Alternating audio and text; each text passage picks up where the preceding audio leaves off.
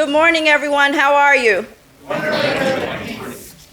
Well, first, thanks for coming out this morning. My name is Carrie Steele, and I am president of the Board of Commissioners at the Metropolitan Water Reclamation District of Greater Chicago. And welcome to our 7th annual Sustainability Summit. Thank you for coming out this morning. As always, we have some fantastic speakers who are ready to share their experiences, expertise, and enthusiasm regarding our EQ biosolid compost and the use and value of green infrastructure. You'll even learn about climate modeling and risk management. After hearing the presentations, I hope you leave with a better understanding of the district's resource recovery efforts and why sustainable resources like green infrastructure, EQ biosolids, and EQ compost are so effective in helping to mitigate flooding and protect the environment from the harmful effects of nutrient overload in the waterways. Using sustainable resources can also help reduce your carbon footprint. But before we begin our program, let's go over a few housekeeping rules. Everyone, if you could please silence all of your communication devices, so your cell phones, your iPads, if you have a laptop, please silence them so they won't interrupt or disturb the presenters. Feel free to take advantage of our continental breakfast. I see everyone here has their coffee already, right? Coffee, muffins, everything right outside the doors. I'm sure you saw it on your way in, but feel free to, go back and forth and take advantage of the breakfast. Also, if you need any assistance, our public affairs staff is right outside the doors to the left. Feel free to stop and ask them if you need any help. Bathrooms right outside this door to the right. Men and women's bathrooms. And that's it. Now, without any further delay, I would also like to introduce some of our staff and commissioners that are here this morning. We have Commissioner Cameron Davis here.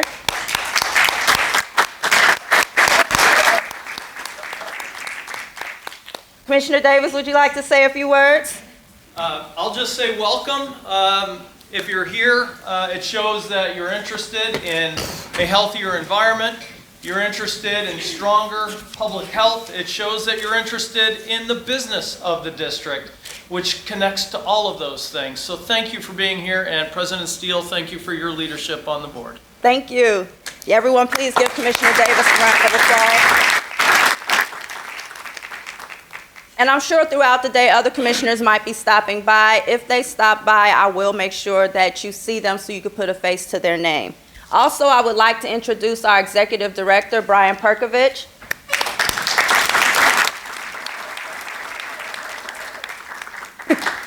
I would like to welcome our honorees, their families and friends, and thank you for joining us today. We're looking forward to honoring you later in the award ceremony after a few presentations. Our Sustainability Summit offers an opportunity for community leaders, elected officials, public administrators, and land managers to network and learn about sustainable resources available from MWRD and other organizations. I think it's safe to say that we all share a common value to protect the waterways and the environment. By working together, we can reduce our carbon footprint and ensure a better world for generations to come. Throughout this program, we'll answer or address a few questions and comments from the audience. Please check your information packet. In the back, I think you have a question and answer card. Write your question or comment on the card, and someone will collect it later in the program. Does everyone have the question and answer cards in their packet? Okay, so great. Are you all ready for our first speaker? Yes. To kick off the presentations, we have Dr. Thomas Wall, a senior infrastructure and preparedness analyst in the Decision and Infrastructure Sciences Division at Argonne National Laboratory. Dr. Wall co-leads Argonne's climate risk and resilience studies efforts. This collaboration among Argonne scientists, engineers, and external partners provides expertise in climate science and modeling, advanced computing, infrastructure risk and resilience analysts, and decision science to solve national climate resilience problems. He's here today to discuss using regional climate modeling for climate risk assessment and adaptation planning. Please join me in welcoming Dr. Wall to the summit.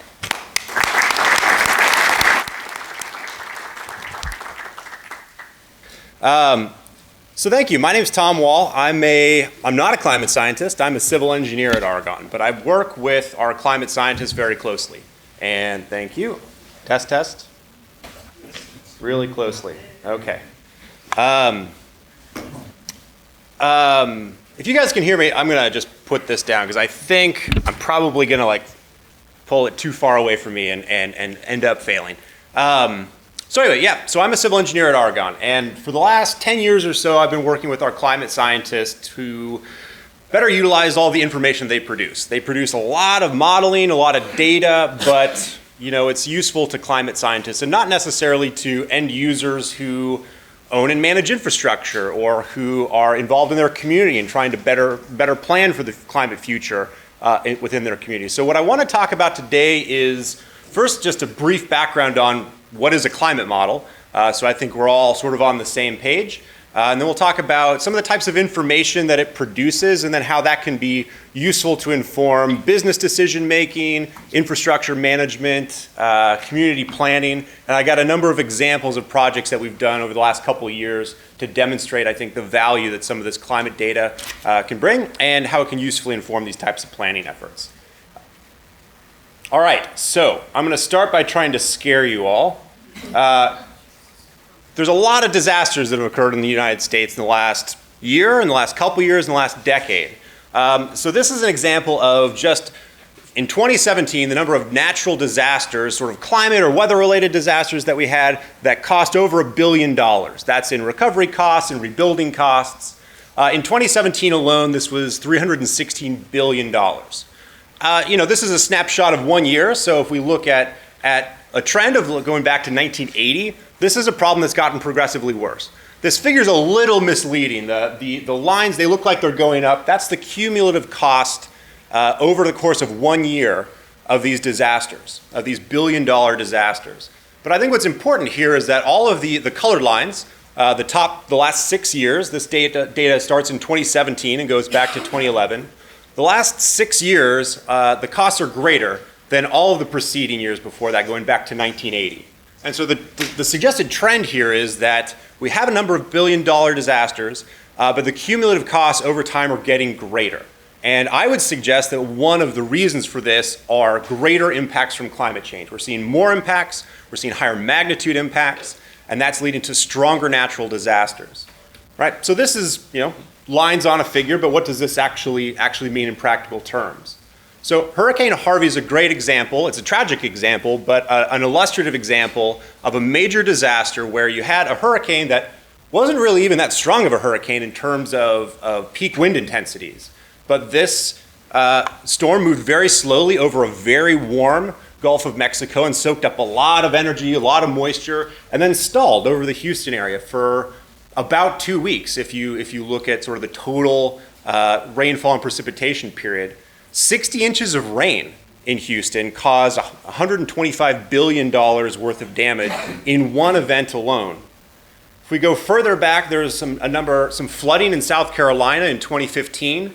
There's 20 inches of rain in 5 days, caused 49 state-regulated dams in the state to fail. That's either overtopping or, in the example of these two here, complete failure of what's effectively a stormwater management system and a water resources management system. That's $12 billion worth of damage. Going back to Colorado in 2013, you can see there's a water theme. Try and know my audience a little bit and pick some relevant examples.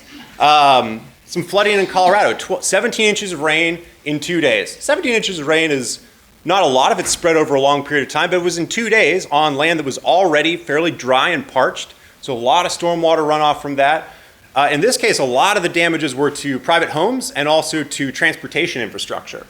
So a lot of roadways washed out or failed because, Colorado is a mountainous place and a lot of these roads are co-located in river valleys very close to rivers.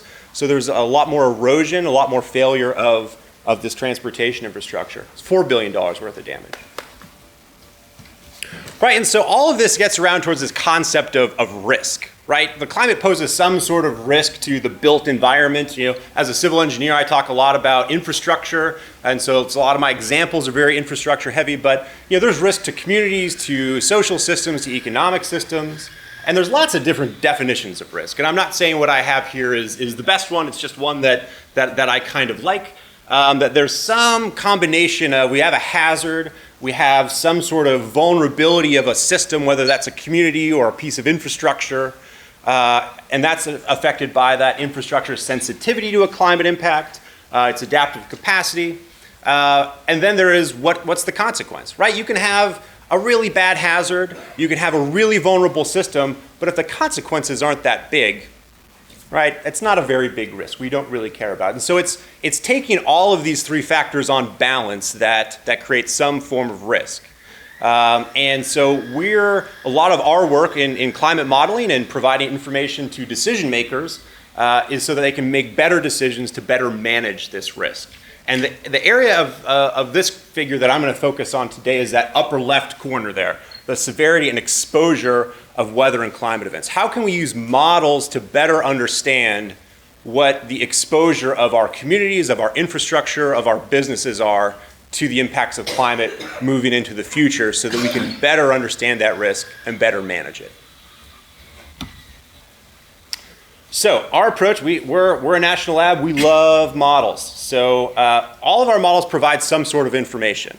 One of the big disparities I've seen in lots of conferences, lots of the organizations that we work with is that climate scientists produce lots of data, heaps of information, but it's not necessarily useful to someone who manages a water system or someone who manages a transportation system or someone who's a community planner. And so part of this is because different people need different kinds of information. Different systems are, there's different scales of systems, different sizes. And so it's important to make sure that you have climate information that aligns well with the scale of the problem, with the type of information, very specific information that you need to inform whatever decision it is that you're trying to make. And so I've got some examples to, I think, better illustrate this, but a lot of our effort and a lot of what I focus on personally is trying to make sure that the data that our climate scientists produce aligns very well with the specific information that a decision maker needs to actually act upon that, take some sort of proactive action to adapt to climate change, to increase the resilience of their systems. And so here's just a couple of examples. There's nothing magic here. I just picked some examples of, you've got infrastructure, installations, or assets. Someone who's on the operational side of a system may need completely different information from a planner, for example. And so making sure that you align those different types of information with the different needs. Okay, so what is a global climate model? Has anybody ever seen a global climate model? Oh, we got one. Okay, we got two. Okay, all right, good. Well, for everyone else, let's talk about what is a global climate model, very briefly. Global climate models are mathematical representations of the physics of the atmosphere, the physics of the ocean, the interaction between ocean systems and atmospheric systems, interaction between atmospheric systems and land systems, land topography. All of that we can break down into equations, right? We have a pretty good understanding of the physical laws of these systems, represent that mathematically, and put that into a model. The way we implement these models is break the entire globe for a global climate model up into a series of grid squares. And so these grid squares or grid cells, each of them have a system of these equations that represent things like convection, precipitation, solar radiation, wind, all of these different types of systems. And each grid cell, we calculate that as we move through time. So how does this system evolve? That's what happens within the grid cell, what happens with the neighboring grid cells above and below on the sides. And as we step through time, whether it's day by day or even hour by hour, we could do month by month, this climate system is evolving. And global climate models are important because they give us information about global trends in these systems. So what happens in China or India or anywhere else in the world, that affects our climate here in the United States. What we do here in the United States affects climate in other parts of the world as well. So these global climate models are really important so that we can understand these global trends. Right, but if the squares are too big, it doesn't really give you very good specific information about a specific location, right? And so we call this the resolution of a model. It's just like, the pixel size on your cell phone screen or on your TV screen. If you have smaller pixels, you get more specific information, you get a better, clearer picture, right? It's the same thing with climate models. If we have smaller squares, we can get better place-specific, detailed information. So a lot of this is tied directly to computational power, right? If we're trying to calculate all of these equations in each of these grid cells moving through time, for the entire globe, that's a lot of calculations for every hour or every day or whatever. And so we have larger grid cells, then we have fewer of them to cover the globe, we can calculate more efficiently. Computers have gotten a lot faster though. So over time, these models have gotten to be what we say higher resolution. The grid cells get smaller. And so this is just a representation looking at North America or looking at the United States of global climate model resolution. In the 90s, we would say, hey, Florida, we can model you with 3.5 grid cells, right? So South Florida, North Florida, the Panhandle, the far west Panhandle, 4 grid cells. But that's saying what happens in Miami, what happens in Fort Lauderdale, we're capturing that as saying it's the same thing, which we know isn't true, but it's just a limitation of our models because we didn't have the computational power. And so as we've moved through time in the 2000s to where global climate models are currently, grid cells are 50 to 100 kilometers, and that says what's the length of one side of these grid cells. And so, instead of saying Florida is 3 grid cells, now we're saying Florida is a couple dozen grid cells, which is pretty good, but that's saying, hey, all of Miami, 1 grid cell. What happens in different neighborhoods in Miami, we're saying it's all the same thing in a global climate model. And so, one of the things that we focused on in Argonne is saying we want to provide better, more place-specific information. And so we said, hey, we don't have to model the entire globe. Let's focus on a region. Let's focus on North America and build what's called a regional climate model. And so that's really where I'm going to go with the rest of the presentation today is our regional climate models, the types of information that they can provide, and some examples of that. So a regional climate model says, hey, if we don't look at the entire globe, if we look only at North America, we can have the same number of grid cells that cover North America, but they could be much, much smaller, right? By looking at a smaller spatial domain. And so the size of a grid cell in our regional climate model is 12 kilometers, which I'll show in just a second what that looks like. So it's still physics-based. We're still using equations to represent all of these different atmospheric and oceanic interactions, land surface interactions, but by covering just North America, we can do this more computationally efficiently, our computer scientists would say. But you say, hey, what about those global trends that global climate models captured? Are we losing that here? For our regional climate model, we take information from global climate models and use that as input to our regional climate model. So we're still capturing these global trends, but we're using a regional climate model. And I'll say this because our climate scientists at Argonne aren't here, and they probably slap me as saying this is an oversimplification. But you can think of a regional climate model as sort of a translator for a global climate model, translating that global climate down to a regional scale. And so and again, I will give a plug to our computer scientists. This figure on the bottom left is our current supercomputer, which I think runs at 10 petaflops, which is 1,000 million calculations per second. It's 10 to the 15, however many computations that are. We're moving, just a quick plug, we're getting a new supercomputer in a couple years that will run, I love saying this, 1 billion computations per second, which is 10 to the 18. And so that's going to be pretty neat. And it's going to allow us to do even better climate modeling, and I'm getting a little excited up here. So, all right, great, Tom. What does this mean for Chicago? So this is what a 12-kilometer climate model looks like over Chicago. Right, so a global climate model was said, all right, Chicago, 1 grid cell, you're all the same.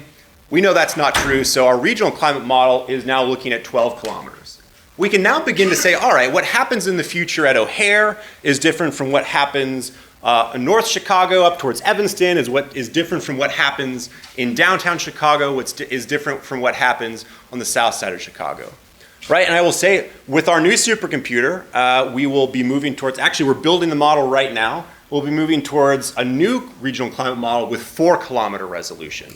Right, so that takes every grid cell here and divides it into 9 smaller grid cells.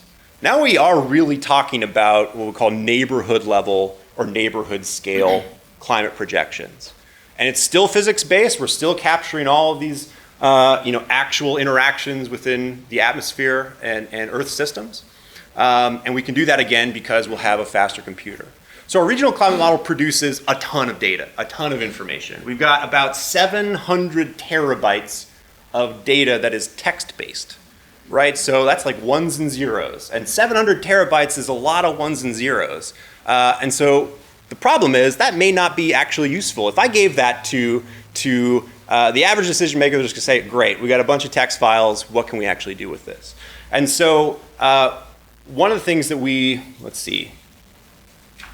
So that's what I'll talk about here over the rest of the presentation is how do we actually more meaningfully use that.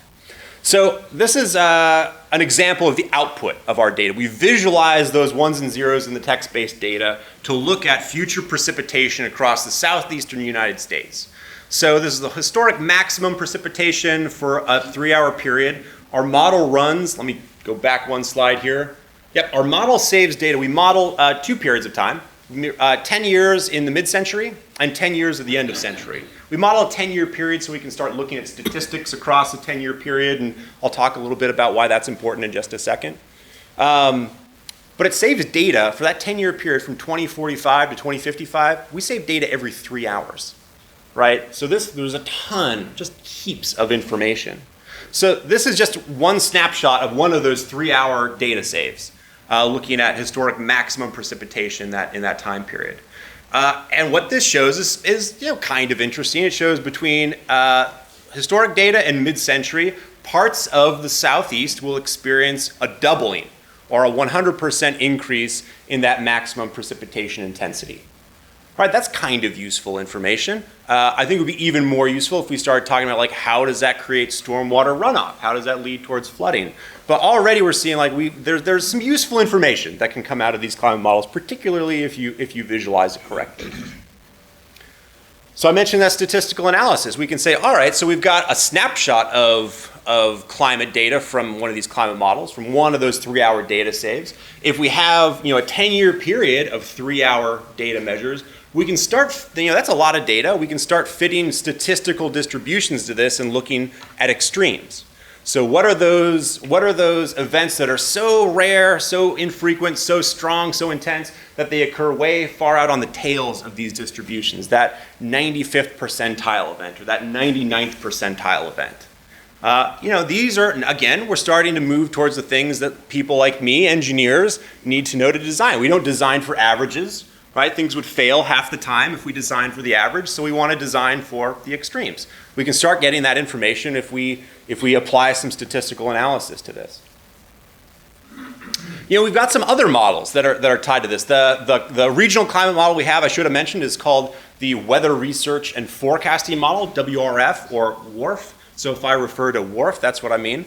There's a module within this that's new called WRF Hydro.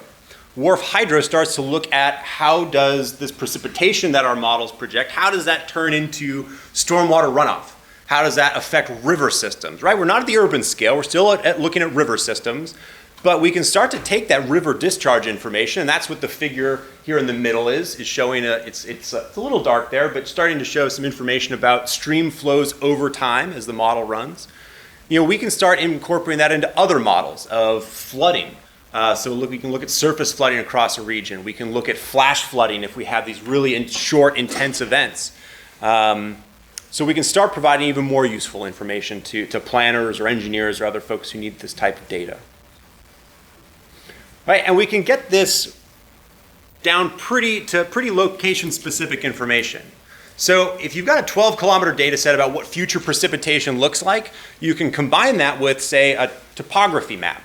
So looking at land surface elevations, those are a lot higher resolution. So we've gotten, this is an example of a project we did for AT&T that I'll talk about in another second, where we projected future flooding. This is flood depths from a 50-year event at 200-meter resolution. So this is saying across the entire, this was across a 4-state region in the southeastern United States. What happens here and what happens 200 meters away, we can project the 50-year flood depth at mid-century. And so that's now saying what happens at my house versus what happens at my neighbor's house a couple blocks away. How will that be different? And so that's what the spacing of these dots on the map here are 200 meters.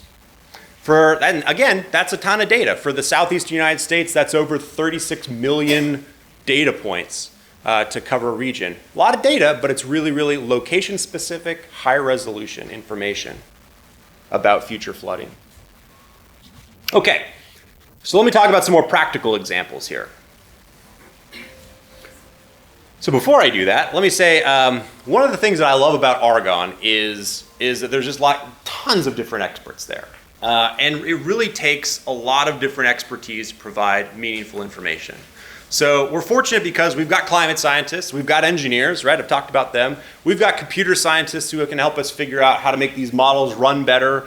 We've got statisticians who can, I did not do well in statistics in college, so I'm very glad that we have statisticians who can help us project a lot of this stuff, these extremes. We all have our little niches, and we can all, I think all of our offices are like 200 yards apart from one another. It's pretty dense. And so we've got all these expertise in a really tight location that we can bring to bear on these types of problems and provide very specific information. So one example of this I mentioned, AT&T came to us and said, hey, we hear you've got a climate model, can you help us figure out what's going to happen to our infrastructure? And hey, just to make it a manageable size, let's look at the southeast United States. And they said, we're concerned about what will happen to our infrastructure from flooding and what will happen to our infrastructure from heavy winds. And that's all they said. We said, okay, there's a lot to unpack there. What specifically are you concerned about with respect to flooding? What specifically are you concerned about with respect to wind? And so, it was a 9-month project. I will say for the first month, maybe a month and a half, was nothing but conversations between Argonne scientists and engineers and AT&T's their engineers, their operations managers, their data scientists, all the people who had some stake in the decisions that this information would inform. We went back and forth with them to drill down to what specifically do you need to know about. And for the Southeast, they were concerned about inland flooding for a 50-year event. So what's the depth of water from a 50-year event from inland flooding?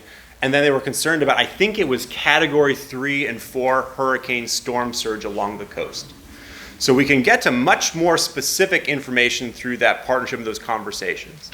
And so the figure on the left here is showing, this is sort of zoomed out of the image I showed just a couple slides ago, that 200-meter resolution projecting 50-year flood depths inland. The figure on the right, the video on the right even, is some modeling we did for hurricane storm surge and coastal flooding as a result of hurricanes along the coast. So, all right, what does this actually look like for AT&T? This figure shows, this is Savannah, Georgia, and this is a coastal flood map. This map combines coastal and inland flooding, but in Savannah, it was mostly hurricane coastal flooding that they were concerned about. And so that's what's mostly shown in this figure. And it's overlaid with AT&T's infrastructure. So it's easy for your eye to be drawn to the red portions of the map and say, this is high risk, we're really concerned about this. Let's look at the infrastructure in those areas and make sure that we plan and manage risk accordingly. But there's a lot of other areas here that are sort of medium risk, low risk, that's also important to plan for. And a lot of infrastructure here, there are wire centers, there are fiber lines in Savannah, Georgia that fall in the sort of medium risk areas that we still need to be concerned about. There's also some good news here, right? There's some large areas there, they've got a lot of infrastructure we're not projecting any risk from future. It's not to say there's no risk in those areas, but simply no risk from our projections of coastal hurricane-related flooding. And so this is information now that they've overlaid in GIS and are starting to use in both their capital planning for improvements of existing infrastructure. Do we need to build things differently when we're rebuilding it? Do we need to relocate some assets or some infrastructure outside of risk areas? They're also using it for planning of new infrastructure. Hey, if we're going to go site a new cell tower somewhere or a wire center, let's look at this map and make sure we put it out of that projected coastal flood risk area. They were also concerned about wind intensities. And this one I found super interesting because, again, like with 5G, there's lots of new cell towers that they're going to be building, and lateral wind loading is the single largest controlling factor for structural design of a cell tower. We're in Chicago. We've got a lot of tall buildings. It's windy here. I think we can understand sort of the impacts that wind can have on structures and tall buildings. And so we said, all right, so you're concerned about heavy winds. Let's talk more about that. And so again, through that first month and a half of discussion, we sort of figured out, okay, it's not just strong winds. They're concerned, again, about the 50-year peak wind intensities, but not just the 50-year peak wind intensities in a specific location. They wanted to know wind intensities at 10 meters above the ground, 50 meters above the ground, and 100 meters above the ground. We can provide that information, right? Our climate model has lots of that type of data. We can look at different elevations because we've got topography built into it. We would never have known that they needed this specific of information if we hadn't had that dialogue with them. And so this is sort of one of the intangible aspects of these adaptation and resilience assessments is there really needs to be a discussion and zeroing in early on of what you need to know so that the scientists and engineers can deliver that type of information. And so the figure in the middle is showing historic wind intensities, future wind intensities, and then percent changes and differences. Anyway, we provided that to them, again, at all these locations across the Southeast. They tell us they're designing cell towers differently moving forward with that information. We did another similar project up in Maine, looking at coastal infrastructure. This project was not too long after Hurricane Sandy, so they were really concerned about a hurricane, which came, I think, a little too close for their comfort, and with good reason. The Gulf of Maine is one of the fastest warming bodies of water in the world, and if waters get warmer, it's a lot easier for a hurricane to travel across them. And so one of the implications of climate change moving forward is that as oceans warm, we'll see more hurricanes strain further and further from the equator, so further north as far as we're concerned in the United States. And so it's not really that impractical to say what would happen if Hurricane Sandy hit Portland, Maine, and what would be the impacts to coastal infrastructure. So they were concerned again about that, also about inland flooding. We provided them some information. We modeled a watershed, looked at future precipitation in that watershed and what would that do to stormwater runoff and stream flows in that watershed. This figure in the middle on the top is what's called an IDF curve, an intensity, duration, frequency curve. It's what engineers use to make sure that they correctly size pipes, culverts, other types of drainage infrastructure. And so we said, all right, well, let's give you a next generation IDF curve. What would this look like if we incorporated the impacts of climate change into this? And this was nice. The DOT took this actually and said, all right, well, we're going to design our culverts differently with this type of information because we provided information that was in an engineering design tool that could most directly inform their decision making because that's what they told us they wanted. The figure on the bottom, we validated our projections, or sort of didn't validate, we benchmarked our projections against what NOAA says is happening historically and showed that precipitation is going to increase in the Northeast. And then the figure on the right's interesting. The city of Portland, Maine said, hey, could you help us figure out, maybe show us how could we study an urban stormwater system with this? And so we looked at what this neighborhood in Portland, Maine, called the Back Cove area, and this is a surface stormwater runoff model. We used EPA's SWIM model, which maybe some folks have heard of. It's sort of the gold standard for urban stormwater models, and said, hey, here's what's going to happen to your urban stormwater system given projected future precipitation across the region.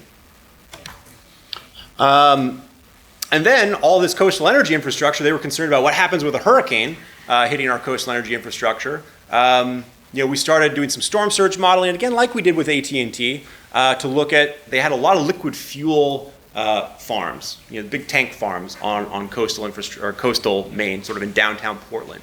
And so they said, look, we're not sure that they've got geospatial information systems, GIS. Can you give us this information in Google Maps? Right? We think that we can use that as a decision tool. We said, sure, we can give it to you in Google Maps. And so that's what these figures are showing. The figure on the right shows, it's a little tough to see, but it's a liquid fuels tank farm in downtown Portland, right on the coast. About half of it's flooded, given a Hurricane Sandy storm surge.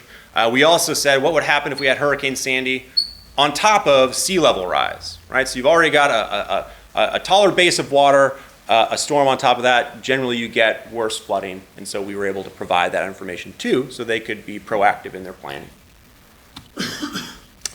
All right, so you've seen this slide before. Probably looks familiar.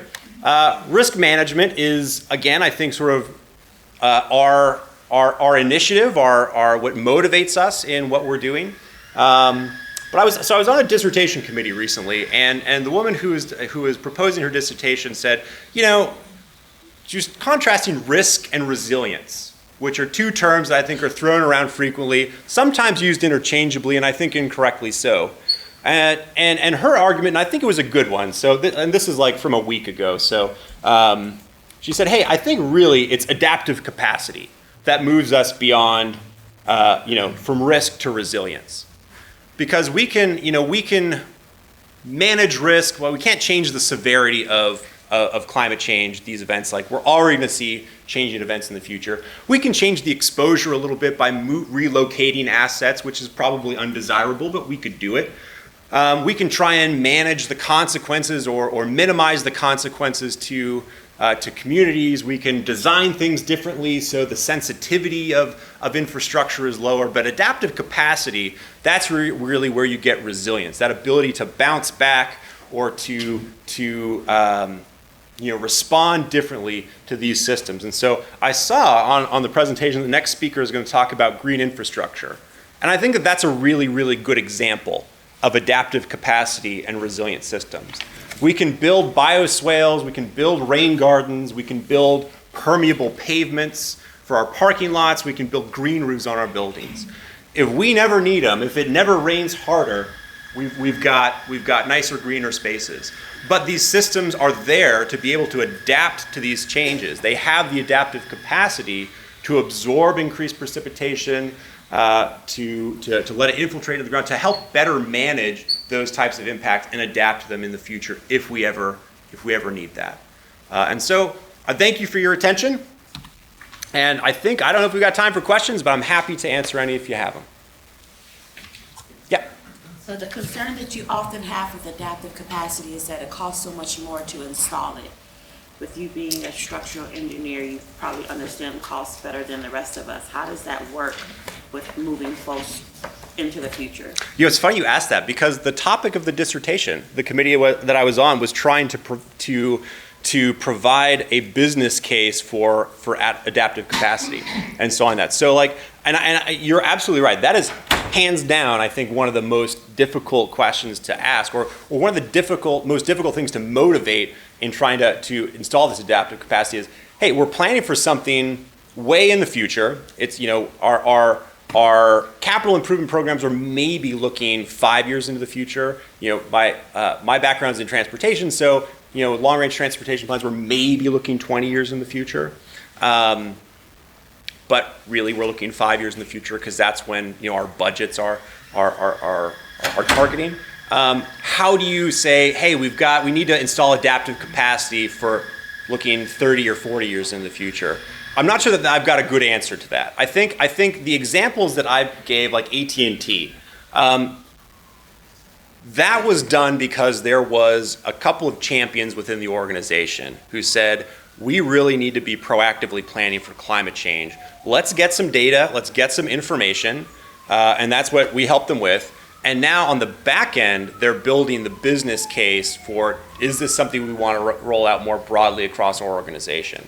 So I don't think I have a satisfying answer to your question, except to say that is I think the community of climate change resilience folks and adaptation planners are realizing that that's like the next big question to answer so that they can then motivate more proactive adaptation planning moving forward.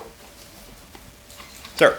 It occurs to me there's potentially many thousands of projects that could benefit from the kind of initiative that you described. Sure. Is the idea to have the bandwidth for you to support those, or to make the model available to organizations to do their own analysis? Yeah, so a little bit of both, actually. And I think we can provide generalized data and information. But there's lots of general climate information out there. I think the challenge is trying to figure out what's best or what's better than the other thing, and try and shape it to inform your decisions. I think hopefully what I've tried to highlight today is it's worth the extra effort to try and get something very specific that most directly informs your decision. And I will confess that's not for free. Like, that requires some additional modeling, some additional analysis to get that very specific piece of information out of these more general climate models. So our vision is to supply more generalized information that's still, I will say, our 12-kilometer climate model of North America, I think, is, we don't know of anybody else who has such comprehensive coverage of all of North America at such high resolution. So we see the value of providing that more generalized information, but that's still going to be things like the 95th percentile precipitation intensity and changes in average temperatures or peak temperatures. But to get to that stuff like 10, 50, or 100 meter wind intensities, that was a much more project-specific application. And so that's the second piece, is then partnering with organizations to do that additional work to get that information. So that's something that we are pushing forward with. It's just a matter of finding the right sponsors to get that work moving forward. Sir? Can you be specific about the AT&T project and give us a ballpark figure or how much? I can tell you exactly how much it cost, and I can do that because AT&T published that information in a Bloomberg article they wrote. So we provided all that information, again, for a 4-state area. So it was North Carolina, South Carolina, Florida, and Georgia. 50-year precipitation intensities and 50-year wind intensities of those different elevations. That was $375,000. Yes? Do you guys ever collaborate with Brookhaven National Labs on, because I know that they're doing work for ecosystem changes based on, Yeah. So there are 12 or 13 national labs, I think, in the National Laboratory Complex, and Brookhaven's one of them. They're on Long Island. So we partner. It's sort of this friendly competition model within the national labs. So we're kind of competing with them, but we partner with them a lot on work too. And so I don't know of a specific project with Brookhaven. The Department of Energy is invested in a new global climate model called E3SM, which is the Earth and Energy something. So third E in their system model. That's being led out of Pacific Northwest National Laboratory in Washington State. So we're working with them and Oak Ridge National Lab and a bunch of other national labs on that project.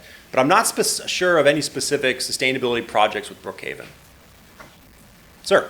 With the higher resolution modeling that you're doing, are you just able to compute the data points that you had previously, or are you guys collecting additional data points? What are you referencing backwards to at your higher resolution? Yeah, no, okay, that's a great question. So I think what you're hinting at is what's called model validation. So how do we actually know that our models are any good? And the way that we do that is, we're projecting everything in the future, but we can certainly run these models backwards and look at historic events. And so that's called backcasting. And so what we do is take our regional climate model and backcast across a region, say North America or a subset of North America, and then compare what the model said with historic observation. So then we can say, all right, how well did our model compare with what was observed? And we can identify things that are called bias within the model. So, hey, across the southeastern United States, our model systematically over-predicted precipitation by 5%. So that way, when we project forward, we can say, all right, our model's over-projecting precipitation across this specific region by 5%. Let's reduce it down. And that's called bias-corrected results. And so we are validating our models by doing that and comparing with historic information. Did that answer your question? Okay. Yeah? Curious if you guys have taken or thinking about taking this model to the next step where you sort of look at what the model looked like if you added adaptive capacity. If you were to install break infrastructure, how could that, the flooding? That is, man, if we can find the right checkbook to fund that project, I would sure love to do so. So that's a great question. So I think the first, so that would be oh man, that's such a great question. That would be 3 models in the future. And the reason is because we need that higher resolution first. And so I say we've got a 12-kilometer model, and we're trying to get it down to 4 kilometers. And again, not a climate scientist, but the climate scientists tell me that like 4 kilometers is about like, why would you want to get better than that? Because at 4 kilometers you resolve, a climate science word, you resolve atmospheric convection. And that means that you can, at 4 kilometers, you can physically model the formation of clouds. And you can't do that at 12 kilometers. You have to approximate that. And so it's called parameterization. You make some assumptions and say, all right, we think clouds are forming in these systems. When you get to 4 kilometers, you can do that. I would suggest that to do what you're hinting at, we would probably need higher resolution models so that we can, we don't have to say, here's the green infrastructure within a 4-kilometer box. We can say, here it is within a 1-kilometer box, and actually get down to the scale of the infrastructure so it's a meaningful input to the model. But the climate scientists are probably not going to see the value in that because they're like, hey, we resolved atmospheric convection. That's about as good as we're ever going to get. So I think the more plausible way to do that would be to, instead of doing for all of North America, to build a much higher resolution climate model of a smaller region. So let's do it for the Great Lakes, or let's do it for Northern Illinois. At that point, we really could get down to a regional climate model that's a couple 100-meter resolution, because again, we've got the computational capacity to do that, and we could really actually put in some of that type of stuff. But again, got to find someone to pay for it. So that's the ugly truth of all of this. Sir? What is the source of all your weather data? Where do you get all your data? It's from NOAA. So all of the I say that knowingly. I'm like 90% sure it's from NOAA. So the WRF model that we produced, the Weather Research Report, well, we didn't produce it. That our regional climate model was actually created by an organization called NCAR, the National Center for Atmospheric Research, and they're in Boulder, Colorado. That was a partnership between NCAR is a partnership between NOAA, NASA, the National Science Foundation, and so all of I think most of the information that's the foundation for that is NOAA. Topography information we get from USGS and other sources, but it's all federally sourced data because they have the most broadest data sets for that. How are we doing on timing? I can keep answering questions, but I also want to respect that we've got a lot of other folks on the agenda. One more. Is there another question? All right. No, go ahead. Sure. The work with AT&T, did that kind of direct Argonne, did create new directions in research into flooding? I would say that flooding, so actually, it's interesting that, flooding has already been something that we've been doing a lot of work in. We've got a really strong hydrology group, and so they've been doing a lot of really groundbreaking stuff in flood modeling. The thing that AT&T really, and it wasn't just AT&T, it's sort of been on everybody's mind, is wildfire modeling. So a lot of people are saying, after the Camp Fire and everything in California, it seemed like everybody was saying, hey, can you do wildfire modeling? Can you do wildfire modeling? Nobody's really got a good wildfire model as far as looking at long-term risk. Right, the U.S. Forest Service has got a wildfire model for the spread of wildfires that are sort of already occurring, but not projecting what's the longer-term risk. And so actually AT&T said, hey, if we're going to do another project, it would be awesome if you guys could do wildfire modeling. And so we're like, gosh, let's figure out how we can do wildfire modeling. So that's probably, I think, been the largest new area of research that came out of that project, and is something that I will say I think we've now got an okay wildfire model. So, but check back more over the next year and see if we've been able to implement that in a meaningful way. All right, thank you very much.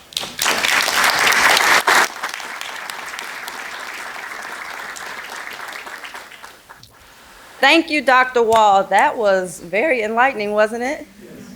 And I think we have about at least 3 or 4 presentations coming up. So I love the way everything is moving. You guys, please keep asking your questions because, of course, involvement and getting to know everyone and asking questions, that's how we learn. So before we introduce our next speaker, I would like to acknowledge another one of our commissioners on the board at Water Reclamation, Commissioner Kimberly Neely Dubuclay.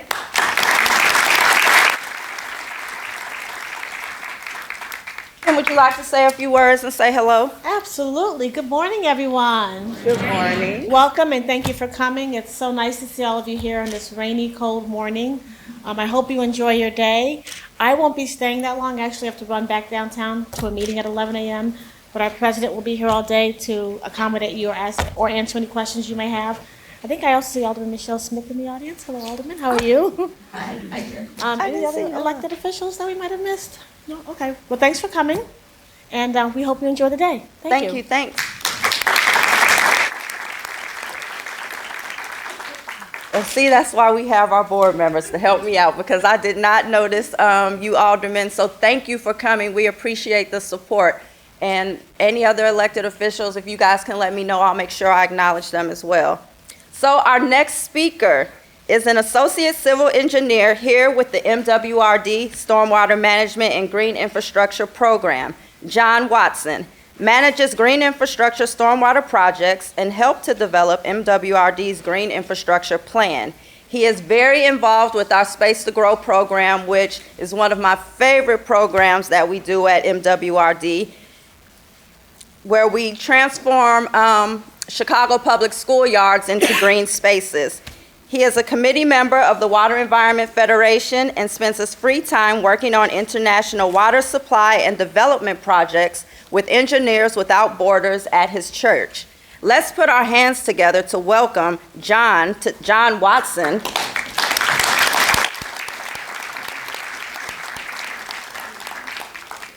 To discuss our green infrastructure program.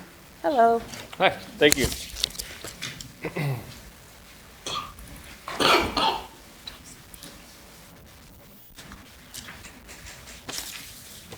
So welcome, everyone. I'm glad you've come out to learn more about our green infrastructure program. I see some of our existing partners in the back, so thank you for coming, and probably some potential new partners in the audience as well.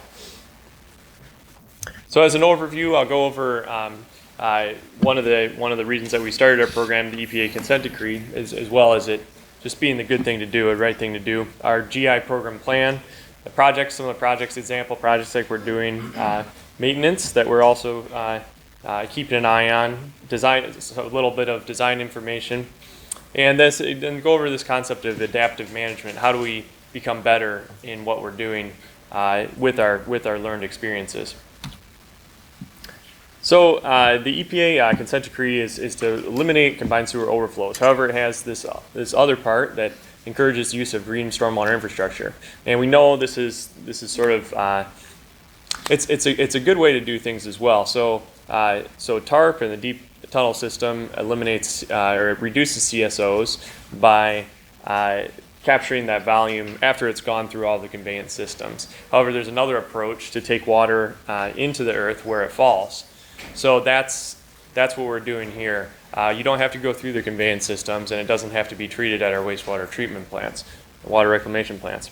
So that we have this TARP timeline, but also the rain barrel program, which is part of our plan, our land use policy, that's through law. Now that's all of our lands that are leased.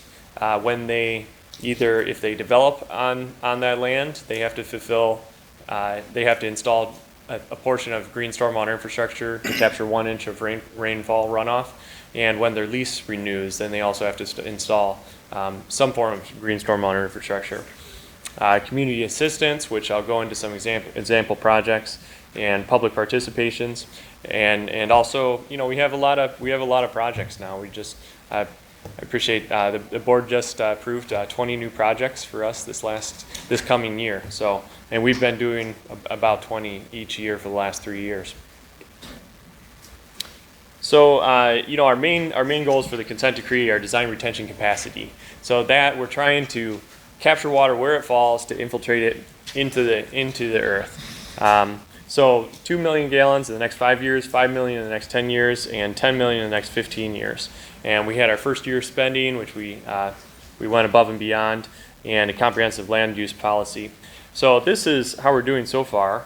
So we have the EPA goals in red, and in yellow, that's our attainment so far, up to what we anticipate being constructed by the end of 2019. So we're doing well so far. I think we're going to meet our goal of 10 million gallons in 15 years pretty easily. So we do all these projects through intergovernmental agreements. We don't fund everything. The partner municipalities don't fund everything. We come together in partnership for these. So they're cost shared depending on how good the project is, how much design retention capacity it holds, and some of the median income of the community. So this ensures that it sort of solidifies our financial commitments to each other. So we, as the district, we provide design review based on the experience that we've doing our other vast array of projects, and it sort of defines what the project is, so the scope can't change too much. Also, it requires diversity participation with women-owned businesses, minority businesses, and small businesses. And this ensures our operations and maintenance plan. So there is a fair amount of concern in the industry these days about maintenance, and so that's how we sort of solidify the responsibilities that way. So the operations and maintenance plan is actually part of the IGA, and that specifies maintenance intervals, what's being done then, and we come back on a biannual basis and inspect that. And if there's any sort of issues, we follow up with the municipality to make sure that maintenance is done, and then to make sure that they get our financial contribution as well. So we are committed to providing administrative and technical assistance to communities within our service area, which is mostly Cook County, more or less, and facilitate the implementation of green stormwater infrastructure projects. See, we don't want every community to sort of have to reinvent the wheel as to what works well. So we have data based on, I think we've completed around 40 or 50 projects so far, and some of them we're even able to monitor with stormwater monitoring equipment, and so we can tell what sort of works the best and what doesn't work the best. So we have worked with multiple stakeholders, both in design and installation and maintenance of GI.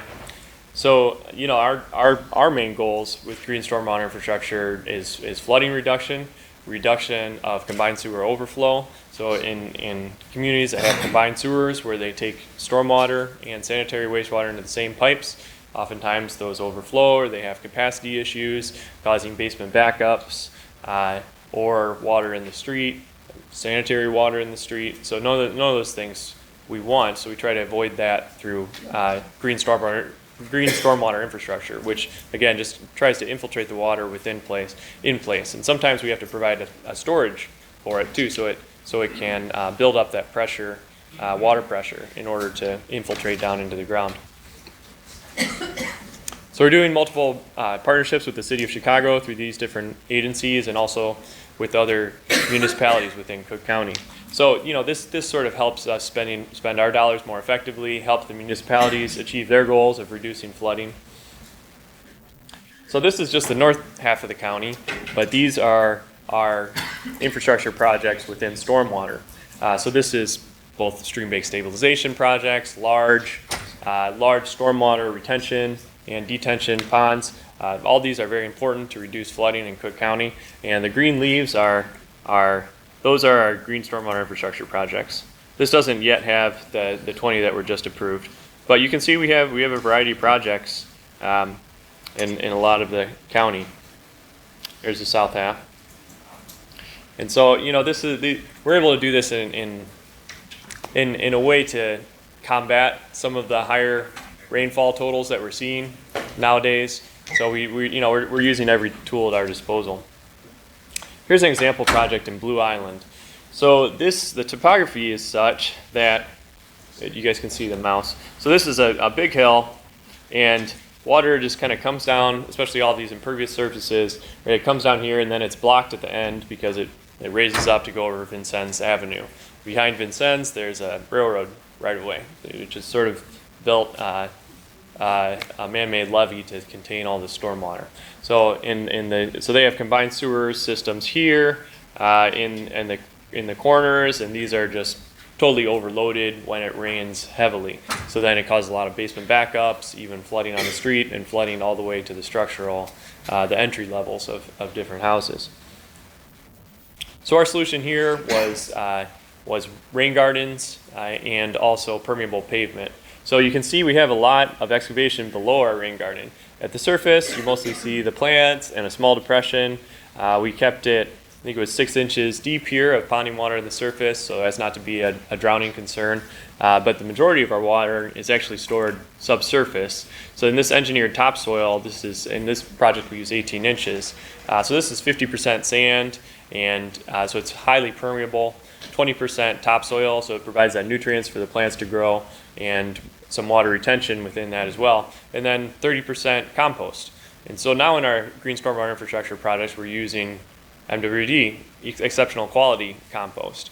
And that's a resource to all of you as well. For IGA projects, we're able to provide that for free. It's high in nutrients, and it's a good reuse of our resources. And then this below here, so we have a separation layer of filter fabric, and then below here, this is heavy graded, uniformly graded gravel. So in between the gravel particles, you have voids, and that's where we were able to store the water. So CA7 is a gradation that has a lot of voids, 38% voids, and that's, again, water storage until it can soak down into the ground. So it doesn't happen instantaneously. You have to wait a little while in our clay-based systems, soil systems, but it still does infiltrate. And that's what we saw here. And I have some construction photos that show that as well. And then for our permeable concrete areas, so this we worked with Ozinga very well and developed a spec, and the National Ready Mix Concrete Association developed a spec that was pretty solid, and it had good construction inspection. So this one turned out really well. So again, we have a large area of, I think it was about 3.5 feet here of CA7, and that's water storage as well.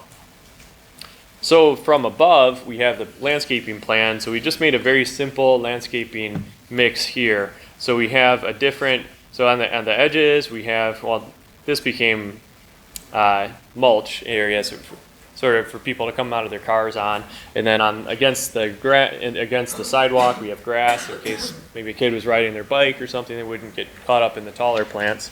And then we just have two design mixes, and that just makes weeding a lot simpler. You can tell what's supposed to be growing here and what's supposed to be growing here, so that way you can identify any weeds.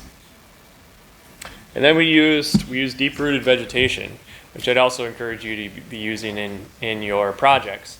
See, this is the typical turf grass, and we had an erosion issue in my neighborhood, and I was able to verify that is truly how deep the roots of turf grass are. It's just a few inches. Now the native vegetation that's deep rooted, I mean, we're looking, it says 23 feet down here. Some of them get 23 feet deep, and that allows them to be drought tolerant, so you don't have to water them as often. You don't have to worry about them in August when all of the turf grass just sort of goes dormant and brown. You get to save water in that way. And also these deep roots help break up the tight soil that we have and increase infiltration rate over time. So this is during construction. So we had a large rainfall event when this is that CA7 aggregate underneath that I was talking about earlier. And so you can see the water built up here, and this was just overnight. I made it out to the site around 9 or 10 in the morning. So just over those few hours, it had already infiltrated something like 7 or 8 inches. So that's a large quantity of water that was still able to be infiltrated through our clay-based soil. So here's one of the parking areas, and then so construction being complete. So we're really happy with the surface here, and it still looks like this. This was constructed in 2015, so it's about 4 years so far, and the surface still looks great. And then the plants have really filled in over the years, and that's really great to see as well. And so we have some local, this is helping with pollinators and local wildlife. So, and then I wanted to kind of shift to a maintenance perspective. So this was a project we partnered with CDOT. They can provide construction dollars, and our monitoring and research department monitored this. And so we have these bioswales along the side of the road, and then permeable pavement, parking lanes and bike lanes here, and even in one part the bus drives on it. So here we measured infiltration rate versus time. So you can see they had, so at Juarez Academy, they didn't do any maintenance. So you can see the infiltration rate just sort of steadily decline over time. And then in Blue Island Avenue, you can see the increase, substantial increase, about 10 times when the pavers were cleaned. And then it decreases again, and then again when they're cleaned. So this, we can directly see and monitor the infiltration rate over time changing. So I encourage you to, it's not just brushing around the debris that gets in between those bricks. You want to remove it. You want to vacuum it out. And then replace, if any of the joint material comes up, you can play with your vacuum settings so you don't remove as much of the joint material, the joint material that should be there, the gravel that should be there, and then, but if some of it does, you have to replace that as well. But, this is, we see it, it's true. And then I'll kind of go over some of the design resources that we have. So all of this is freely available both in AutoCAD format and in PDF, so anyone with a computer can see it. So this is at MWRD.org under Departments, Engineering, Stormwater, and then this is all underneath the Watershed Management Ordinance, and this is Appendix C. And we have a pretty good, okay, thanks. Is this easier? Okay, sure. So all this is under our Watershed Management Ordinance, Appendix C. This is all available online. So these are just some standard designs. I won't go through every one in detail, but this is one for permeable pavers. We have another one for bioretention facilities, including rain gardens and bioswales. Again, you see this large engineered soil component. Again, that could be 30% compost provided through the MWRD's exceptional quality biosolids program. And then, so we're putting in these observation wells as well. And that's a really neat opportunity to sort of see what happens underground, because otherwise you don't know. So there's just a perforated pipe that sticks vertically, and then you can open up the cap, stick a yardstick down, a dipstick if you will, and see how fast it's draining over time, or if there's any water in there at all. Maybe it's all infiltrated already. Also, we have some new details for tree plantings, and this is like a treatment train approach, which is really interesting. This is like the next level of green stormwater infrastructure design. So you can have a sediment forebay so that right off the street or wherever you're draining, a lot of that sediment can sort of settle out there. And then you can just remove that easily as opposed to trying to dig around your plants and disrupt their root systems and things like that. So you can just bring if it's a large system, you can bring a bobcat in or otherwise just shovel it out by hand.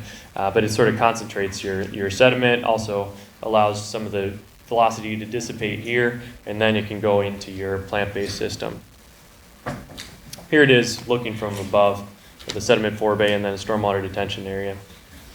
So the idea of adaptive management, so this is improving our designs and our construction methods over time based on both of our scientific monitoring results and also stakeholder feedback. In some neighborhoods, they really don't want native plants. They don't like the looks of them. So that's something, well, you have to take that into account. If you try to force that, they may just end up mowed down or replaced with turf grass. So are there other alternatives that you can use? And we are able to find other alternatives. So residents, even the maintainers, what seems to work well, what's effective, what's cost effective in terms of maintenance. So we adapt our designs over time. So in this, this sort of helps. During our first projects, we didn't necessarily know everything that we know now. And so now we're able to make those better. And sort of uncertainty is able to be better defined over time. And then you can better address it.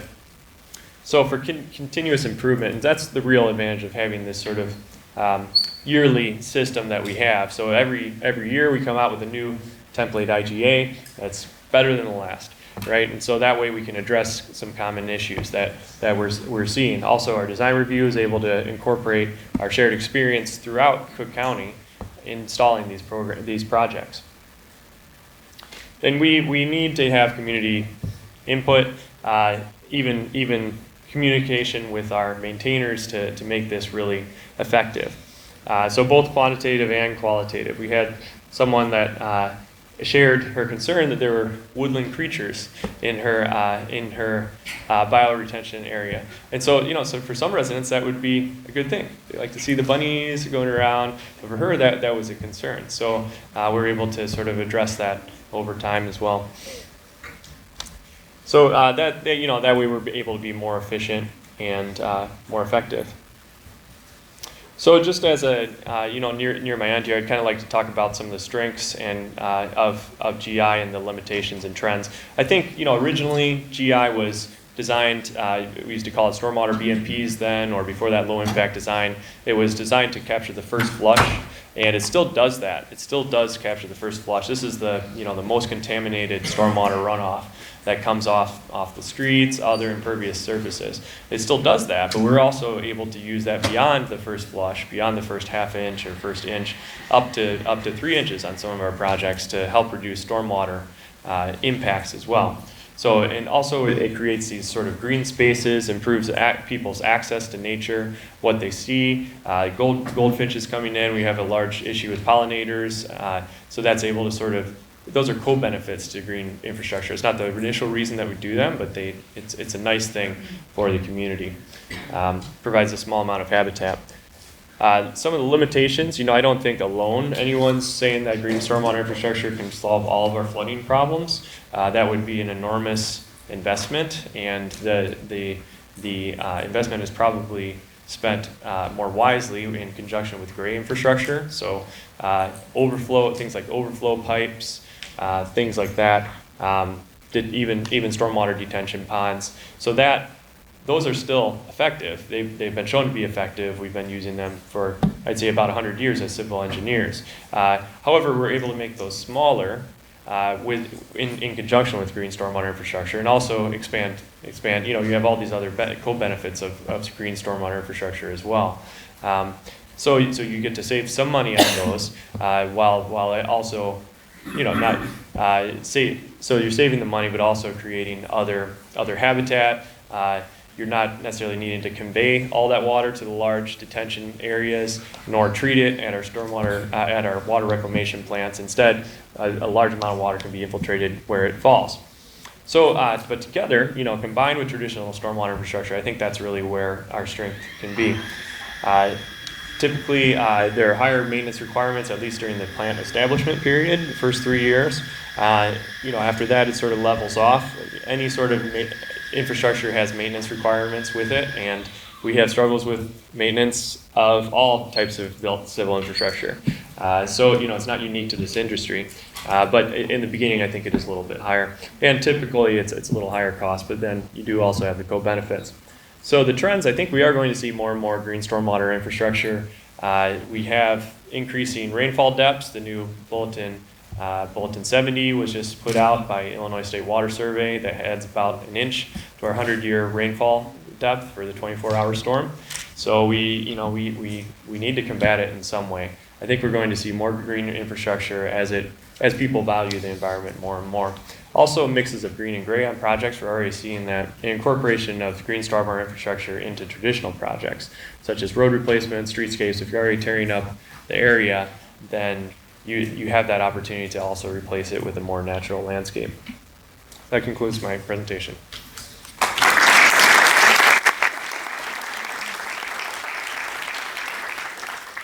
Thank you. Yes?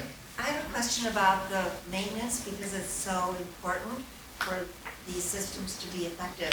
So if you partner with the community, you will tell the community, Public Works people, how to do it, but it is the community that is responsible for the maintenance. That's right. That is a barrier, I think. Thank you. Yes?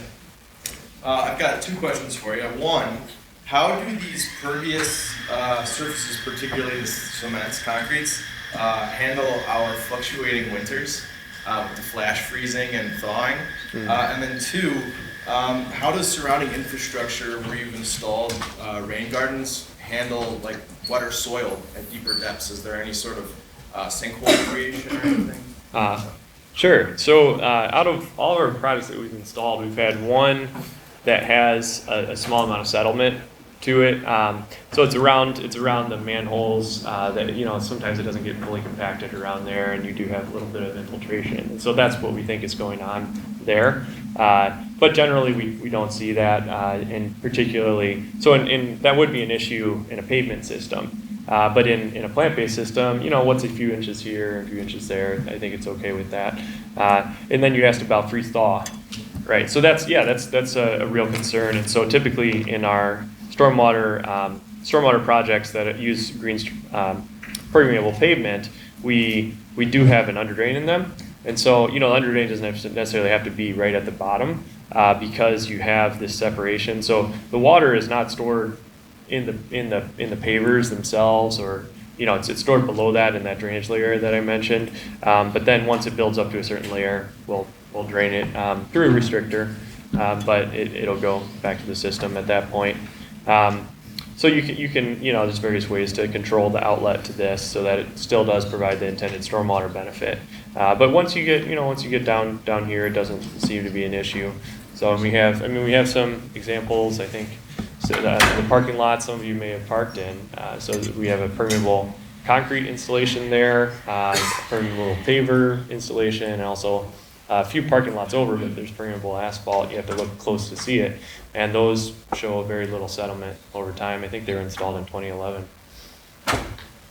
Yes? How are you prioritizing these green infrastructure investments throughout the region? Are you, are you prioritizing them for communities that are in most need, or do they have to have a commitment to maintenance, or how are you deciding? Yeah, yes, and so every year we have our call for green infrastructure projects, and so that's something I encourage you all to anticipate and to look for. Start looking for areas in your community that could be flooding issues that could be addressed partially or in whole with stormwater infrastructure. So the call for projects usually goes out sometime in the summer, and we just now announced our finalists there, our awards. So they're selected based on a combination of median income, of flooding severity, cost effectiveness in terms of, so we just look at cost effectiveness in terms of what is asked from us. So if there's a larger match, then it would be more cost effective. And then we look in terms of dollars per gallon retained. So also how many structures that addresses, how many structures benefited by that stormwater green infrastructure project. Let's see, are there any other factors I'm missing? Visibility. Visibility, yeah, public outreach. And we also try to spread the wealth around a little bit. Right. Yes. We've seen real benefits in our area and different neighborhoods with regards to green infrastructure, but one of the issues that we're having as far as the maintenance of these areas, both in our neighborhoods and at clients, is the pesticide use around these areas with the native plants. And so have you run into any issues as far as drift with the EPA and pesticide usage? How have you dealt with it? No, we haven't directly met with any of those issues, fortunately, but it is a concern. We recommend hand weeding if you can, as opposed, or if you need to use pesticides, just spot treating as opposed to. But like neighbors, or or entities with that, have, say it's a restaurant or a food supply area, and they have rats or whatever, and rightly so, they have to, handle their, pest issues from a chemical standpoint, and if they feel they need to do that, how do we mitigate, I guess, those issues, whether it's a neighbor or a business? Sure, yeah, that's a challenge. Yeah, I don't have a real great answer for you right now, but I think it's something we can work through in time. And I'd like to, let's stay connected, and you can show what you find as well. And we can, if we do come with something, I'd be glad to share our experience. Cool. Sure. Yes. Yes. I was wondering if you've had any, on a different kind of project, any experience with a product called Argonne. Park District tried it in one of our fields. Sure. And a lot of people want to worry about sports fields and just simply want to put in artificial turf, which of course has a rainwater benefit. But a lot of people really don't want to use it. So we tried Argonne about a year and a half ago, and it seemed to have, that's what I'm asking, it seems to have worked, I think, after about a year and a half of at least not having our fields just be covered in water. But I wondered if you had any experience with that. Yes, we did a trial project with them at Mount Greenwood Park, in Mount Greenwood. And so, so far our data that we've been collecting doesn't show a benefit to the Argonne installed fields versus the control field that we have. So that's, with the data we've analyzed so far, it potentially could change. But we're continuing looking into it. Yeah, we're still looking into it. It's a possible solution. There are other solutions as well that are. But we can talk more about that afterwards. Yeah. Sure. Yes. Is there a way to collect, or how do you assess data about whether the green infrastructure stuff is having an impact on the loads to the system? Is there a way to actually know that? I know, put it in the garden, it should do something. But. Yeah, so we can measure the stormwater outflow that's coming off. So we have, two of our schools per year, I didn't have time to mention them here, but we renovate these whole schools with green stormwater infrastructure. So they used to just be completely paved areas, and now we're putting in loads of green infrastructure. And so this is a partnership with the City of Chicago, the Chicago Public Schools, and us. And so we measure stormwater benefit so we can measure how much stormwater came off in a certain storm before the project, and then we can measure how much stormwater came off that property after the project. And there is a substantial increase. But system-wide, do you see it? Is there a cumulative thing that can be, quantified? Yeah. So that's our design retention capacity. So that that amount of volume is removed from the system, and so it doesn't come to our plants. System-wide, there's a lot of volume. So I'm not sure. I need to talk to the maintenance and operations guys to see that exact answer. But according to our plans and according to the calculations we've done, that amount of water is removed from the system and restored to the natural water cycle. But I'd be happy to share, the way that we can quantify that after review. I have a really nice spreadsheet. Engineers love spreadsheets, so we can talk more about that. Other questions? Okay, thank you.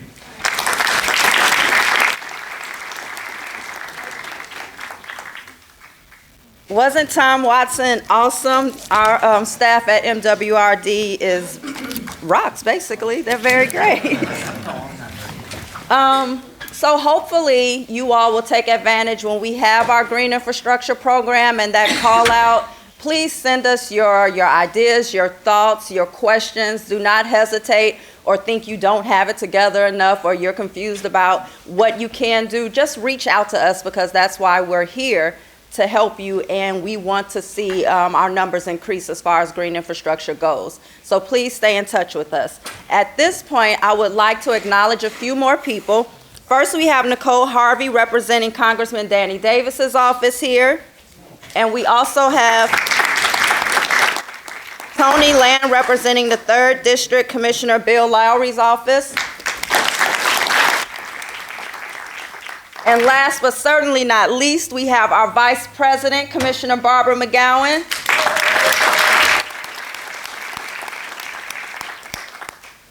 Barbara, you just saying hello? You want to say a few words? No, you're fine. She's like, we have to move this program right along. So our next speaker is Dan Delaney. He has been actually, he won an award with us a few years back. Was it, where are you? Was it last year? Did you? 5 years. A few years back, you won an award with us. You were one of our MWRD Biosolid Award recipients. So he has been the golf course superintendent at North Shore Country Club in Glenview for over 35 years. He's well known for his innovations and achievements in soil ecology and turf grass management with organic amendments, including compost and biosolids. He's here today to talk about how biosolids improve North Shore Country Club's sustainability of turf. Thank you and welcome. Just one mistake, though. 35 years, I'm only 36 years old. So that wasn't supposed to be funny, but thank you for inviting me and having me here as your guest. It's always fun to commingle with environmentally minded people. think we all have a lot of in common as far as trying to improve the environment and the areas that we live in. And I'm kind of proud to be a golf course superintendent because I feel that the 170 acres of green space that we manage in Glenview contributes to our community locally as a viable asset. When we talk about sustainability, these are the three areas we tend to try to find a checkoff on. Any inputs or any practices that we partake in, we try to be ensured that it's environmentally sound, encouraging wildlife perhaps is one of them, benefits the community, including the golfers that visit the golf course itself, and economically feasible or cost effective. If we can check off an area in all three of those boxes, then we consider it sustainable. And I'm a golf course guy, obviously, so I have sustainable golf, but you can replace that with parks, you can replace that with green infrastructure, what have you, but that's our kind of the definition of what sustainable means. Okay, I'm going to try to kind of share a show and tell, if you will, of our experience with biosolids and how it fits into that sustainable model. What we've looked at are several different applications of biosolids. One as a pre-plant and one as a top dressing, I'd say post-plant amendment. And we really want to try to understand all the aspects that might fit into our IPM or turf health program with the biosolids as a input. Going back in 1997 is when I met Tom Granato, who was a soil scientist back then for the MWRD and moved up the ladder and now has been retired, but I've been fortunate to hook up with many of the soil scientists here and learn what they have to say about biosolids and how it could better improve our turf at North Shore Country Club. So when we constructed this short game area, you can see in the center section here, we used the straight Class A biosolids, and then we mixed it 50-50 with the yard waste and biosolids. And I just want to make it clear that everything when I refer to biosolids, it's the Class A, I guess you call it exceptional quality biosolids now, EQ. That's the product that we basically used. So this is a picture of the site as it was being prepared. You can see the gray zone here. That's the color of the biosolids straight. And then we have the 50-50 blend, and then we have the yard waste compost here. So in this scenario, we're trying to understand how these amendments might improve turf health, infiltration rates, water holding capacity, drought tolerance, etc. This is the site just pre-plant, pre-seeding. And then this is during establishment.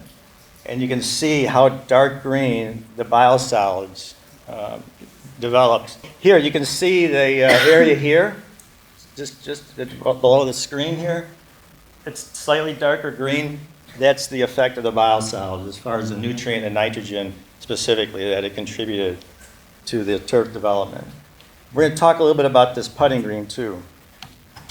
So there's another picture. So this is from here to here is where the biosolids are. And hopefully you can see how green that band is and how lush and thick that turf grass is. Now the green itself, we were also interested in how biosolids can contribute to the health and establishment on the putting green, where we use up to 90% sand in that medium. We use a sandy medium in that putting green so it resists compaction and aids in drainage. And I want you to take note of P. We're going to get back to P in a moment, but that's the cell that had 10% by volume biosolids and 90% of what we call USGA sand. A sand that has specific particle size that develops specific pore space. And that's a foot deep. That's perched on top of a 4-inch pea gravel layer. So all those root zone cells are professionally blended off-site. You can see all these little chocolate drops here of sand that had these different ingredients in them. And then each one of these cells were permanently divided with rigid plastic and hand backfilled. We did this in-house with our own crew because we were just so curious to see how these different amendments might differ from each other. And one of the reasons why we used this rigid plastic barrier is we wanted to also better understand the biology, the microbiology specifically, in these root zones and how it might impact plant and soil health. So here you can see the impact. This amendment didn't offer too much for establishment. This one did, and guess what this one is? There's your biosolids, and this one's biosolids plus yard waste at 5% by volume, 5 and 5. So clearly you can see the difference in establishment and grow-in. Oh, that's a better picture. In fact, it was problematic because we really had to find a way to mow this several times, hoping this would catch up. So, and here, years later, you can see the square here of the effects of the biosolids, right? So, I don't want to say like we were hooked, but I mean, it was fascinating. It was really, really a wonderful outcome, and we were pretty excited about it. So for you people that are more data-oriented, I'm not a PhD guy, but here's some data set that Dr. Don Voigt brought in from University of Illinois, and you can see P, there's your biosolids on what we call turf grass quality. Turf grass scientists will rate turf 1 through 9 generally, with 9 being exceptionally dense. I don't want to say overly green because you can get too lush, if you will, but it's just their general professional view of how that turf relates to the other plots, and it's the highest rated. Then more recently, 2 years ago, I kind of got onto this interest of biochar and how biochar could fit into these root zone mixes, and we built this again in-house at North Shore Country Club. We added on to the end of one of our nursery plots these divided root zone cells with 3 reps each. And of course, I had to keep biosolids in as part of the mix, but we also use biosolids mixed with biochar. And you can see here again the effect of 5% biochar with 10% biosolids. So that's 85% sand, and you can see how green this cell is right here. That's that impact. We also take note on disease tolerance or suppression. You can see, for example, here on the right side, there's your 5% biochar, 10% biosolids mixed in with the sand. All else being equal, this is our industry standard, which tends to be peat. We usually use a sphagnum peat or Dakota reed sedge peat as an amendment. That tends to be our standard. And you can see these little dots, these little bleached out dots here. That's what we call dollar spot. That's a pathogen that tends to react with plant nutrition. In other words, that's one of the ways you can kind of suppress that disease is by increasing the nitrogen in the plant tissue itself. And there's some metabolic process that takes place they don't fully understand that suppresses that disease. So you can see the biosolids not only creates a nicer standard turf, but it also adds suppression to that disease, which is our #1 pathogen that we tend to treat for in this region. Then we moved some of this study in-house to our greenhouse, and we did cylinder tests that scientists typically do when they want to refine their findings, I guess. They take some of the elements, put them more in control, I'll say. So when you're trying to look at microbiology, for example, that tends to be pretty important. And guess which one this one has. So that's 40 days after seeding. All else being equal, watering the same, nutrients are the same, et cetera, same plant genetics, same seeding rate, and your 85% sand, 5% biochar, and 10% biosolids, look at the difference. That's off the charts. This is our industry standard here. So again, just a quick little data set. We measured the shoot dry weight of the entire biomass of the plant, shoot height and root length, and you could see this one here is your 10% biosolids here, and this one here is 5% biosolids, both with 5% biochar. And you can see the one with the most biomass by far was the 10% biochar or biosolids with the biochar. The shoot length, again, the height of the turf, as you saw in the picture before, was the greatest, and the root length, which is important. As was mentioned earlier, turf grass tends to be a shallow-rooted plant relative to certainly native species of grasses, but we're after the deepest rooting possible, because with golf, the important thing about playability is fast and firm. And the way to get fast and firm playing surfaces is by keeping them as dry as possible. Maybe back in the day, one of the goals was green, lush, beautiful green turf. That has now changed. I don't know if you noticed, if any of you guys, people watch golf on TV, but it's not uncommon to see turf in a slight state of decline when they host these big events, because they want everything fast and firm. So that impacts our water use. It impacts the plant genetics that we use now. So we're really focused on plant genetics that tolerate drought better. And we're also trying to understand how the microbiology feeds into that tolerance, which is a whole fascinating field we'll touch on in a minute. So when we think about compost with biosolids, I've put in that category. There's different reasons why there seems to be a resurgence of it. My grandfather happened to be a superintendent back in his day, as well as my dad and now myself, and it's interesting to reflect back on the tools that were available back then versus now, and how we tend to go full circle sometimes. And some of the old practices that the old timers used to use are actually coming back in vogue right now, but with a different twist, that we have a deeper understanding on how to tap into the value of those different inputs and practices.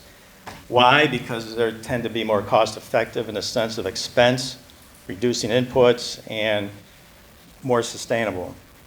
So I mentioned the microbiome, which is part of the phytobiome, which is, I guess, big words, at least they were for me, but I don't know, back 20 or so years ago, they really focused on studying human health. And the human biome was like the buzzword, and that's when they genetically mapped us. And they found so many interesting things about the biology that's associated with each and every one of us, and the biology that's specific within our gut, our ears, our nose, our mouth. It's all these microclimates among ourselves individually differ. And that all contributes to our general health, especially the microbes in your gut. And your immunity, your moods even, are sometimes and often driven by how the biology is doing in your stomach. And so that kind of gets you into what we're into now in human health, is trying to better understand what prebiotics might offer, what type of foods we might have, and what kind of microbes we can possibly utilize as a probiotic. Well, those tools and methods of studying all that are now being utilized in ag. I'm a little embarrassed to say, but I think the leaders in that pack are actually the pot growers, if you can believe that. They got the cash to study this stuff, so sometimes you got to understand what they're doing in growing pot and try to reflect on that in growing plants out in the field. So some of this feeds into what's the difference between traditional versus organic inputs. When you look close at it, these are the points that start to split the hairs and become, in practice, that contributes to more sustainable outcomes. So if you look at, as a generalization, synthetic fertilizers, they're designed to basically feed the plant, right, with NPK and minor nutrients. Organic fertilizers have generally a carbon component tied to it, and that carbon is an energy source for microbes. And so I guess in a weird way, this might not be a real good comparison, but it's kind of like us trying to survive off of vitamins, right? Vitamins are essential elements that we need for our health, but is it the same to take a pill versus having it be part of a whole diet, a whole food? Probably not. You're better off trying to get those minerals through whole foods. And it's the same with the soil. Soil to the plant is much like our gut is to us. In the soil system, there's a lot of cycling taking place of nutrients, just like in our gut. There's hormones being generated in our gut, just like phytohormones are being generated in the soil system. That all impacts plant growth, health, and function. I would say this diagram might be a little dated because it's a little oversimplified, because there is some truth in that the healthier you grow this plant, or some of these synthetic fertilizers can play a role in, the more exudates that plant gives. So it's kind of like, you want that plant to be healthy and robust in its growth, which means it's kind of working harder, if you can say that, so it kind of like sweats, if you will. And we call that exudates through the roots. So plants give up 10, 20, 30% of its energy that it works really hard at getting from the sun and the minerals around and the water and the air. And it gives that up through exudates through the roots. And the whole design of that system is to drive biology in that area near the root that the plant's influencing, that they call the rhizosphere. So there is another layer missing here, and that's why it's so important, in my opinion, to grow healthy plants. Because healthy plants contribute to the environment in many different ways, and in grass specifically, it contributes in soil building. If you look at plant succession, generally speaking, grasses are very early on in the succession of natural systems. So they're designed to build soils, and part of that building process is the microbe that's associated. So you got this whole community of organisms doing different things in the soil, and there's many different comparisons I've heard over the years, but one of them is that stuck with me because I was fortunate to visit the Amazon at one time. You can stand in those forests and just slowly turn and study the plant life, spinning around 360, and you'll not see two plants alike when you're in these really rich, diverse ecosystems. And what they say is that 1 teaspoon of our good, healthy native soils blows away the diversity that we can witness in the Amazon, as an example. And so how do you tap into that community? How do you make that community kind of work for you, or work for the plant, so to speak? So we were fortunate to be part of offering the site, more or less, to create some study opportunities. And this is one that came from that root zone study, where the outcome was such that the biosolids that was added to that root zone mix did increase nitrifiers. So the nitrogen cycling and the nitrogen availability and conversion is enhanced when we use the biosolids. So that was an interesting study focusing on those organisms. More recently, we were fortunate to hook up with a company called Cool Terra, that they sell biochar. And they're very interested to learn more about the microbiome and how that material impacts the microbial activity in the soil and around the plant. So they were kind enough to do some DNA work for us. Oh, good, you can see that better than I can even. So you can see the biosolids right here. So these lines, this line represents the species diversity within the bacterial community. And you can see biosolids is pretty good. There's some that are better, but it has a pretty decent diversity. And we talked about risk management earlier. The way the natural systems tend to work, at least in the soil, is through diversity. That's how they manage their risk. So the plants, the microbes have to tolerate droughts, flooding, pH alterations, nutrient alterations, etc. And the way they do that is through that diversity and that robustness that creates the resiliency then within that system. So that's why diversity is important. But within that diversity of organisms, there are some bacteria, fungi, and other organisms that are heavy lifters doing some of the jobs that we want them to do. And you can see here where the biosolids, again, this is all from DNA work, rates really high. Now it's actually rating higher than most of them. Several of them are a little higher in some what they call plant growth promoting rhizosphere bacteria. So these are the good guys, if you will, that we understand anyway, that helps that plant function out in the natural system. And so biosolids clearly showed that it enhanced the favorable microbiome associated itself with that plant. So the conclusions that they offered, for example, if you look at number 2, 10% by biosolids added to, by volume added to that root zone mix created the greatest amount of beneficial bacteria species. So that's pretty cool. That's pretty good. When we talk about organic matter, we talk about carbon storage, we talk about the importance of carbon storage, we talk about carbon as a energy source for the microbial community. So we also talk about the organic matter cycling. And what are the roles of these microbes, for example, and how does that tie into using something like biosolids on turf? So earthworms, you can see, is one of the players here. A lot of these are shredders. So, we chew food for a reason, right? Not necessarily to enjoy the taste, but it breaks it down. Surface area is a very important phenomenon in science. So we chew food. Soil systems, no different. You got these critters, you got these organisms that actually break these parts, these organic parts down to smaller pieces that then allow the fungi to break it down even further, and perhaps the bacteria even further yet. There seems to be a pecking order in general with this, but let's just focus on earthworm.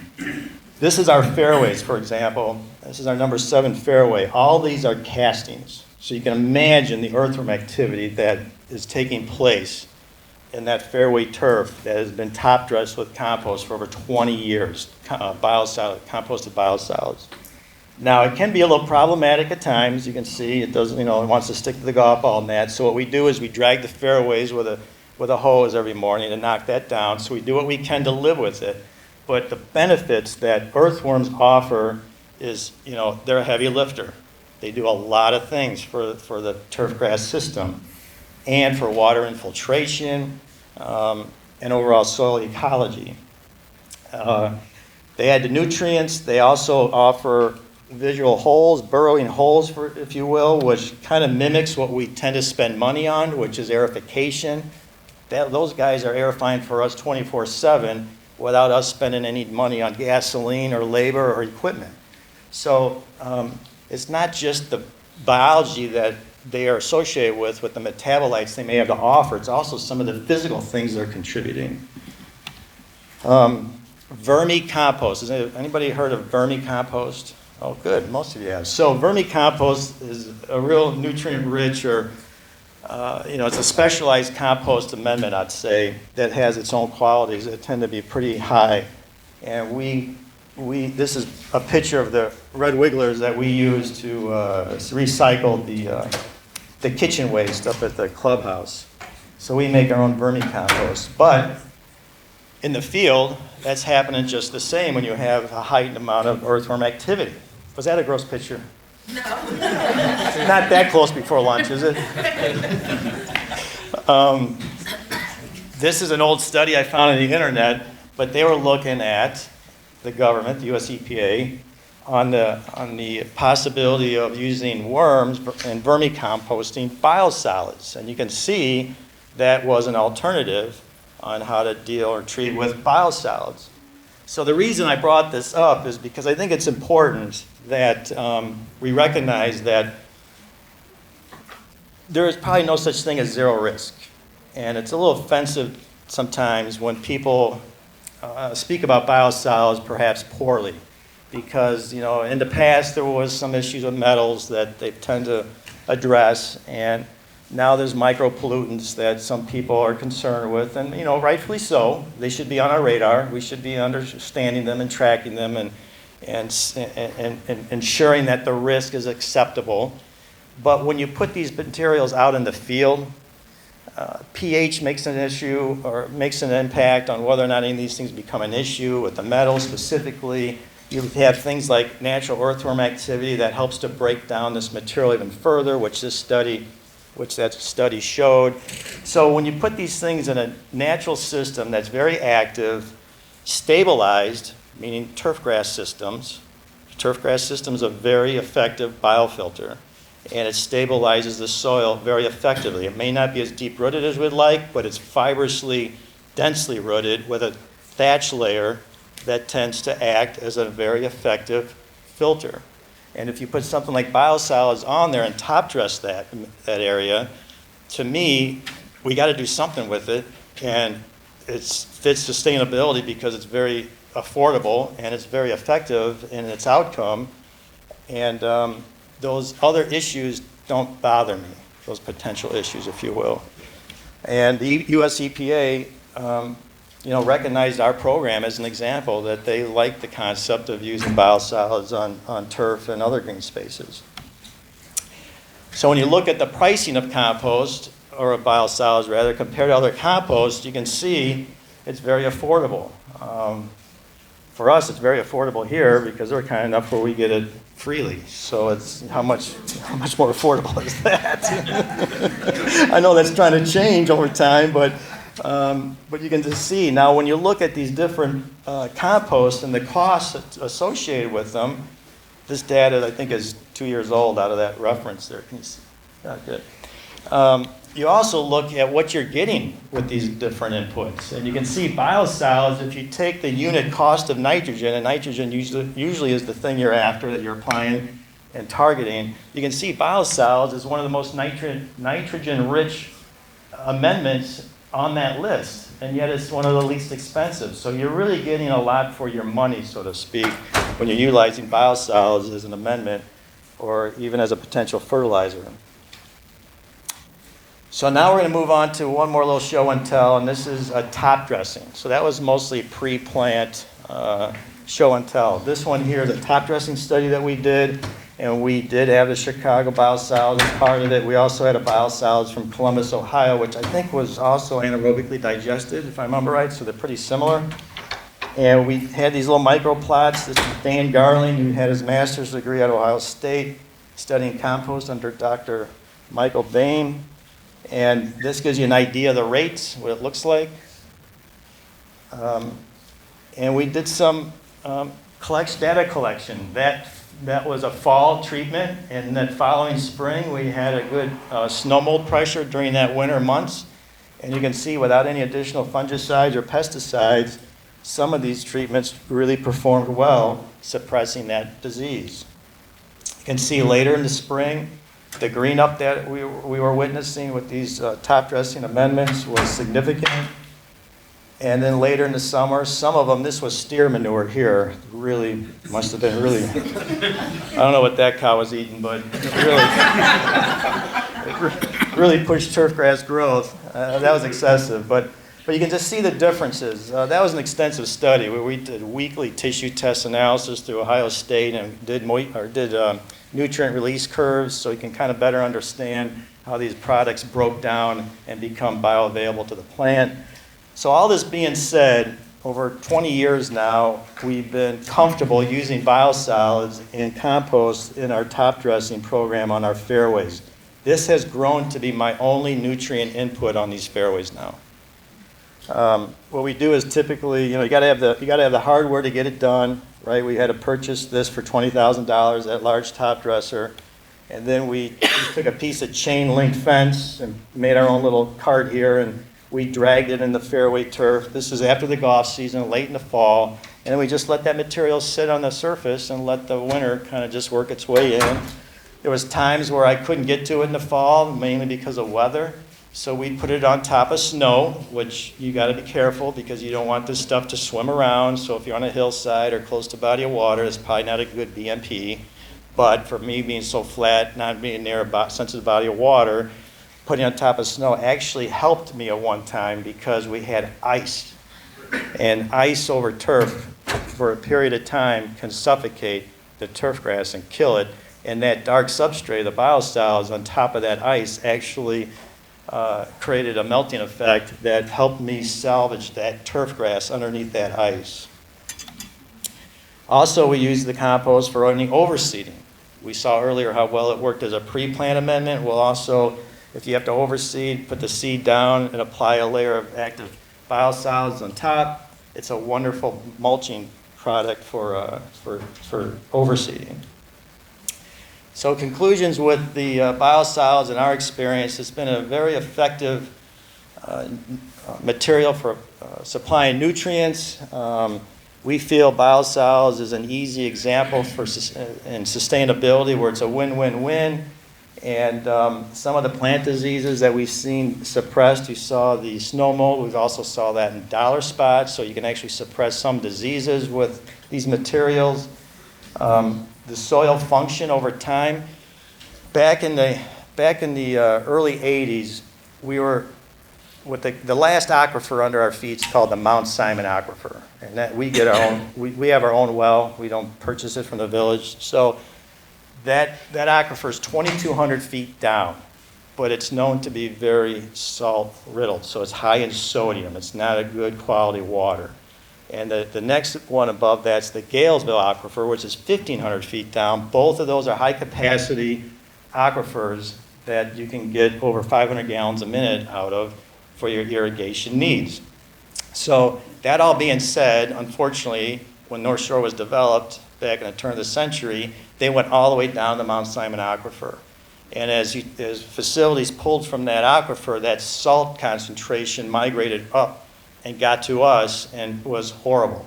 And our plants suffered from it, and our soils were really disturbed by it. So that's what got me interested in this to begin with, honestly, was how do I rebuild these soils after all this salt contamination? Little by little every time we irrigated. And there's different chemical approaches with things like gypsum, probably people have heard of calcium sulfate, wetting agents. We use a lot of surfactants that allow water to function at a higher level, but also using these organic amendments to help build that soil structure back. And that's what we've seen. And we talked a lot about mediation with stormwater. When you start building healthier soils, which deep-rooted plants contribute to, now you're talking about a higher degree of function, water storage, plant health, sustainability, etc. So, bless you. So just a little peek in the future. I'm excited about the concept of taking biosolids and pyrolyzing it. I might not have said that exactly right, but making biochar basically out of biosolids is another frontier that we're exploring as far as a useful input. So I was involved, fortunately, with Steve Vaughn from the USDA down in Peoria, where we did some greenhouse work studying biosolids, much like the biosolids. In fact, it was these biosolids. I gave him the biosolids from your plant here. And he basically, what you do is you heat up any organic material with little to no oxygen, and that's that process of pyrolysis. And basically, it produces a charcoal-like material. And it's a real win-win-win with biosolids because you're addressing some of the micro pollutants that are potentially on some people's radar that composting doesn't address. And it's really a permanent storage of carbon, very much so. And you saw in some of those previous slides, some of the outcome of using that biochar with those biosolids together is really a win-win, in my opinion, and from what we can see through some of the testing we did. So thank you for listening to my little show and tell. I know you were not all golf people.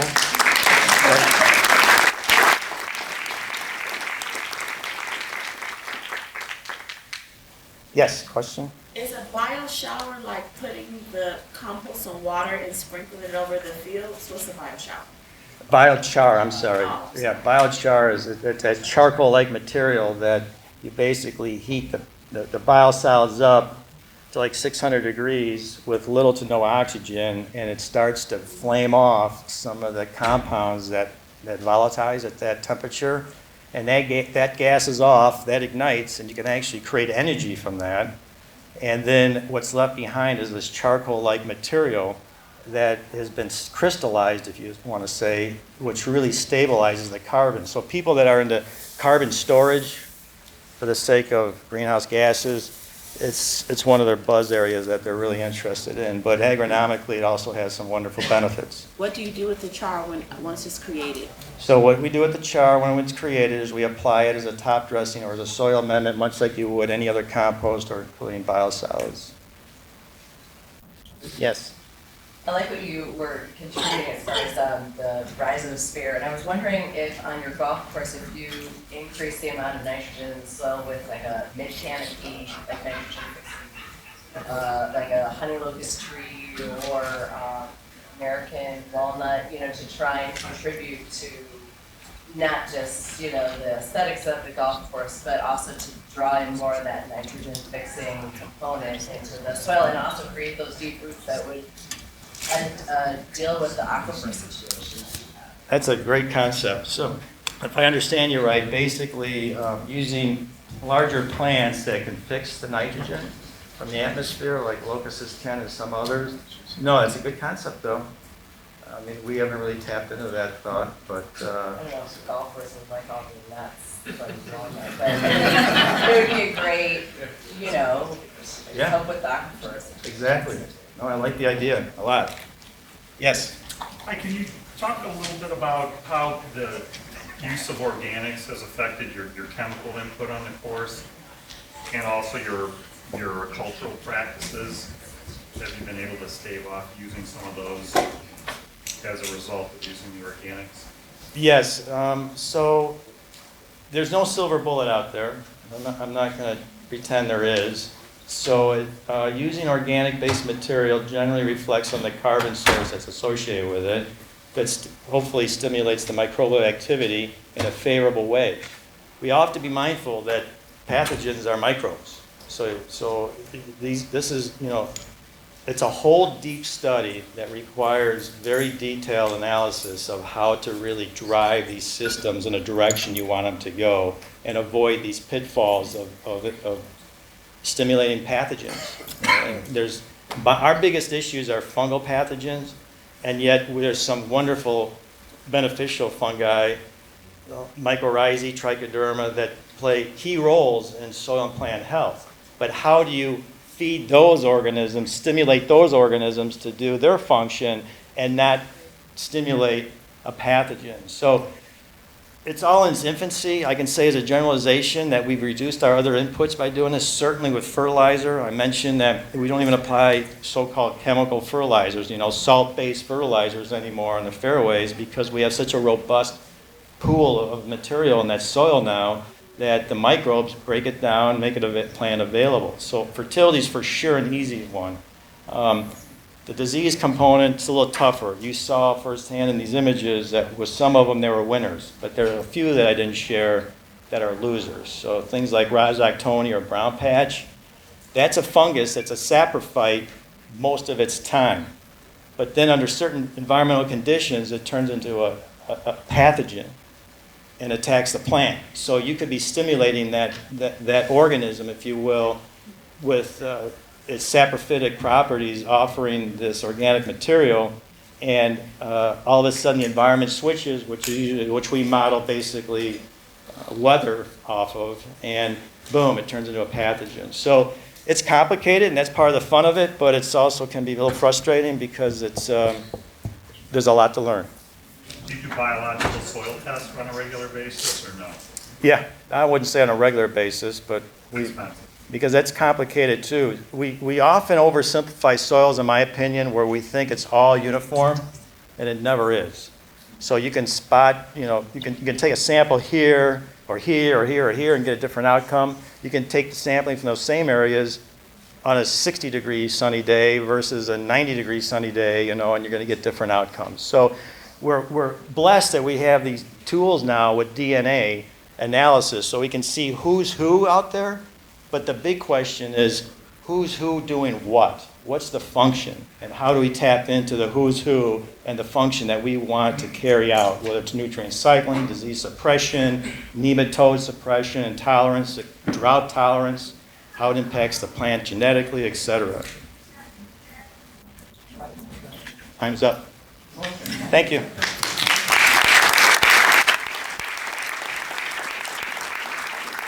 Thank you. Thanks. Great job. So we are going to take a quick 5-minute break, but before we take that break, I would like to introduce you guys to another one of our commissioners, Commissioner Frank Avila. Please give him a round of applause as he comes down.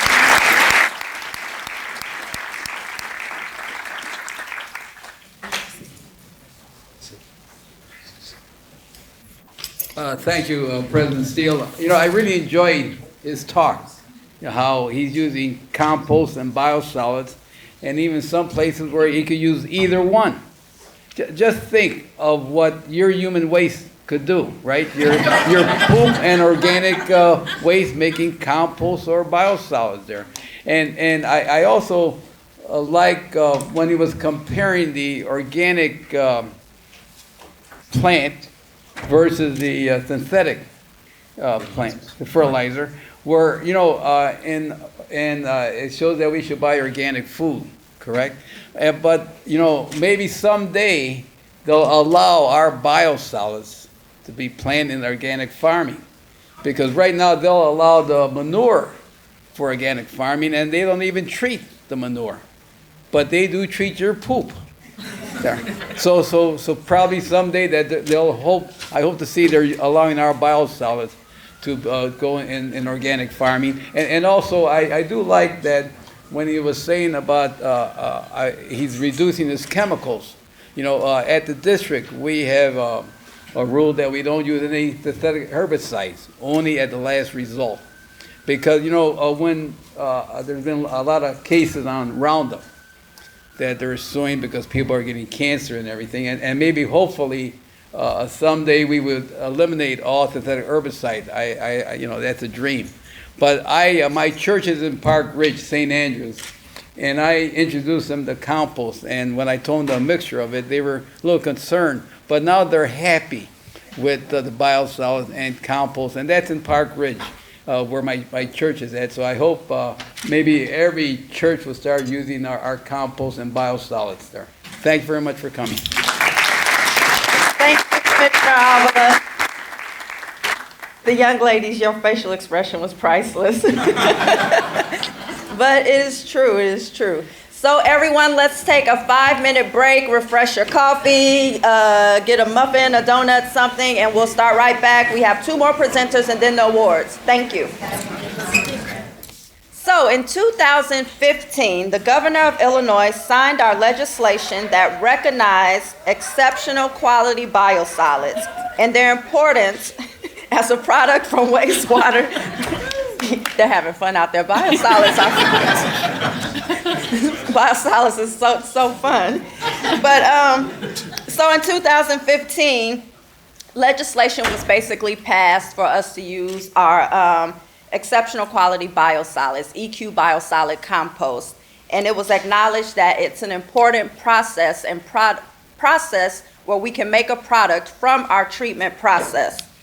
The district worked with the Illinois EPA, Illinois Department of Agriculture, and several environmental groups to develop this legislation. Today, the district produces approximately 145,000 tons of biosolids annually, and 98% of all of our biosolid products are beneficially reused as a soil amendment. The district's EQ biosolids can be used on any lawn or park, and they are a great alternative to chemical products. Now, I could go on and on, of course, about the benefits of using this product, as well as our EQ compost, but I'll leave that to our next speaker, Daniel Cooper. Daniel Cooper and Miguel de Valle are here with the Chicago Park District. They are here to present information on their experience using MWRD's EQ biosolid compost. Daniel is the director of Environmental Services for the Park District. He has over 20 years of environmental engineering experience in both the public and private sectors. He is also a 2014 MWRD Biosolids User Award recipient. Miguel is the general foreman for floriculture of the Chicago Park District, where he worked for 19 years. He supervises field maintenance activities and coordinates and schedules the use of biosolids throughout the Chicago Park District park system. Here to discuss an overview of a decade of collaboration to beneficially reuse MWRD's EQ biosolids on Chicago parks, please welcome Daniel and Miguel to the summit.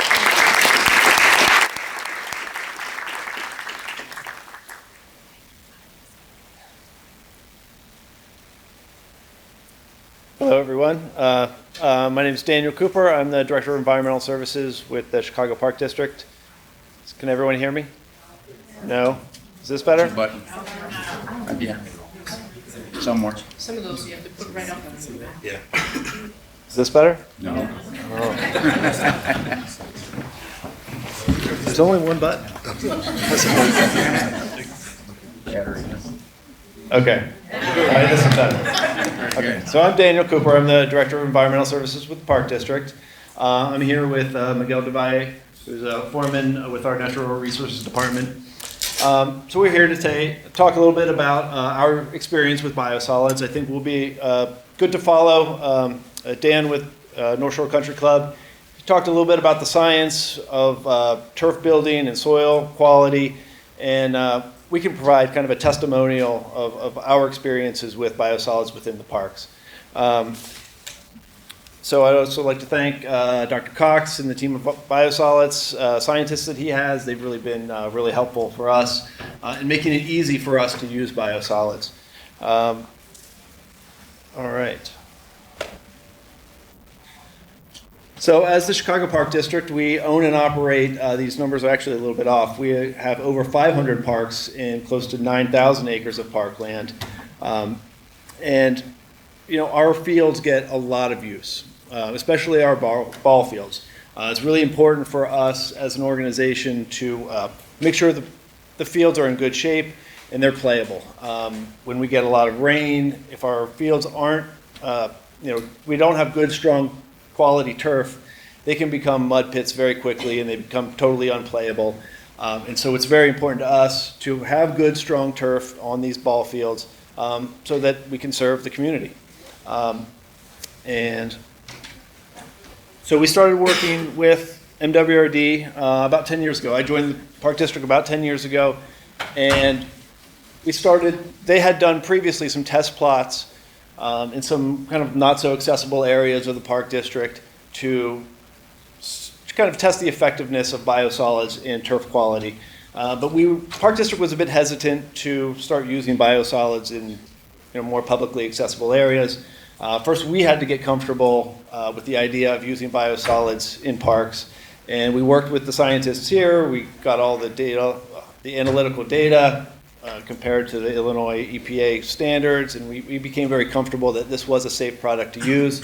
So once we got over that hurdle, then we had to kind of get comfortable with the idea of presenting it to the public. And so we worked for a while with MWRD to create a pamphlet that explained what biosolids were, the benefits, and we made this so we could be put into the field houses, and if there were questions from the public, we could have a readily available information for them to kind of explain how and why we're actually doing this and the benefits that it can be for our parks.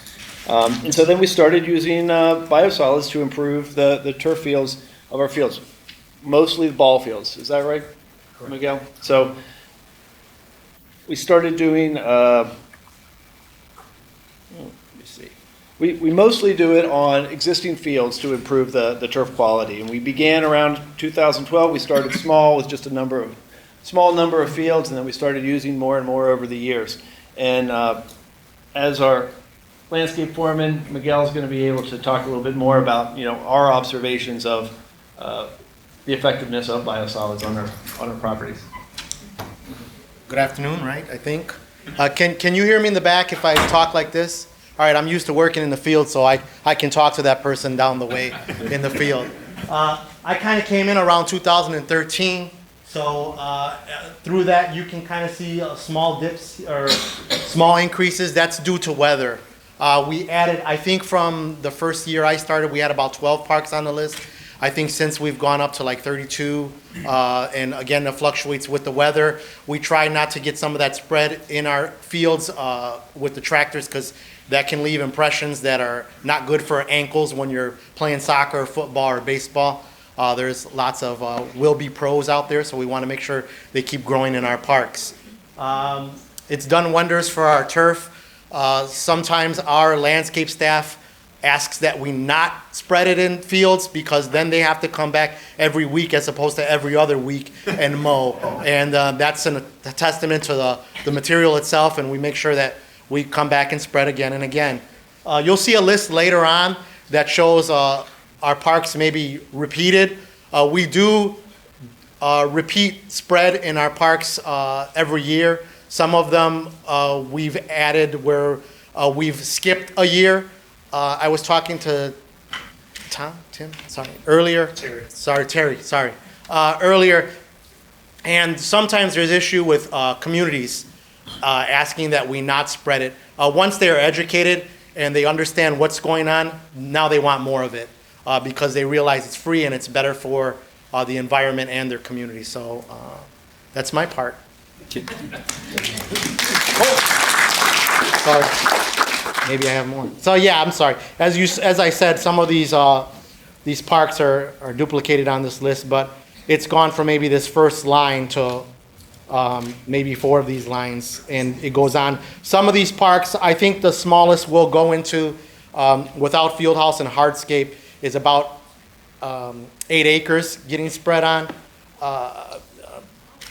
It depends on whether we need more or less in some of these turf areas. And also, we have more parks that we could spread by acreage, but then we are in the city, so some of these populated areas, we can't get the semis in or get streets blocked to get those semis in. That would take more coordination than sometimes we have time for, so we try to get to the bigger, more readily accessible areas and get it all done there. Are you going to add Columbus Park? Columbus is historically soggy. So that's where we can't get into. I've played golf over there in those areas, you're walking in ankle deep water in a lot of areas. And then the area along the expressway, I think, used to be a marsh area a long time ago. So that's always been an issue. Right, and then some of those tighter areas just outside the streets, you don't want to get a spreader just running one time through there because it may kick off onto the sidewalks. And yes? I'm the alderman of the 43rd Ward, so where in Lincoln Park are you using it? I'm really curious. Where in, Lincoln Park is enormous. Where in Lincoln Park are you using these? Because I'd love to know the difference between places that you're using. It says Lincoln, so. That's Lincoln Wood, and I think. No, Lincoln is down in the. It's on the right corner there. Is it not? Lower Lincoln left. Park? Lower left. That's big. First column. I'm sorry. Lincoln, okay. East of the golf driving range? Right. The golf driving range, Diversity, that area we used it once, but it may be artificial turf coming soon. I think a lot of rugby gets played there and some soccer. We've also used the biosolid compost. I shouldn't call it new. We've been using it for a couple years, and we've used it to amend soil just south of Lake Theater on the Lake. Yeah. There'll be an event that comes in, and it'll trample the area, and we bring in the biosolid compost and top dress the area and work it into that top layer, and then spread seed, and it germinates quickly, and you'd never know the difference. Why aren't we using it in Lincoln Park, in larger areas? Is there a strategy towards, Lincoln Park is huge. Right. And it's very heavily used. It's huge, but it's also can be narrow in a lot of spots. Uh-huh. So I've been trying to, I work more in the Grand Park area, and I've been trying to use it in Lower Hutch, which is a bowl. And but again, we have issues with water and then timing, and then what time trucks can come to us in the season. Yeah, we're really, obviously, if this really works as fast as you like, obviously, over 3 million people a year. Right. Come to Lincoln Park, to have the turf be in better condition would be a godsend. Well, thank you for inviting us, and we'll make sure we get there. Anytime. Right. Anytime. I'm sure Mike Brown says hi. Yes. It does. So overall, we have been, year after year, we've been using more and more biosolids, and we're not done. Yeah. So we're still kind of expanding the program each year to more and more parks and more areas. There's logistical issues getting into tighter spaces, so we've first identified kind of bigger ball fields that have been more problematic with poor turf quality, and we've seen improvements. And so as we see these improvements, we start rolling it out to more and more areas. I think these are pictures of some of the gentlemen in the past that have spread for us. Synagro is the company that comes and spreads for us, and they do a great job. We've learned a lot together, again, staying out of soggy areas, making sure that some of that gets pummeled down a little more, even with them driving over it later on, because sometimes it can stay in clumps, but immediately upon touching or rain, it just breaks down really easy, and these guys have been really good working with us. You want to talk about this area? It's just an example of a kind of a before and after. It doesn't look great, but yeah, you can see on the right, it's much greener and much more filled in lush turf. And before we'd get a lot of bare patches and it would be muddy after rains, and we've seen great improvement with especially the top dressing of existing fields. Core aerating first is a helpful key. You can spread this all you want, but if you get a core aeration right before, then it helps bring it down a little quicker and disperse a bit better. And so one of the major ways we do this is the top dressing. After aeration, we do the top dressing spreading. Another way that we've used biosolids in the past is with a soil amendment when we build new parks. And so this gets to be with some of our brownfield remediation projects. We build new parks, and they're typically on former industrial vacant land, and we do a remediation in a kind of an engineered barrier cap on top. And so we bring in clean imported topsoil to establish and develop the park.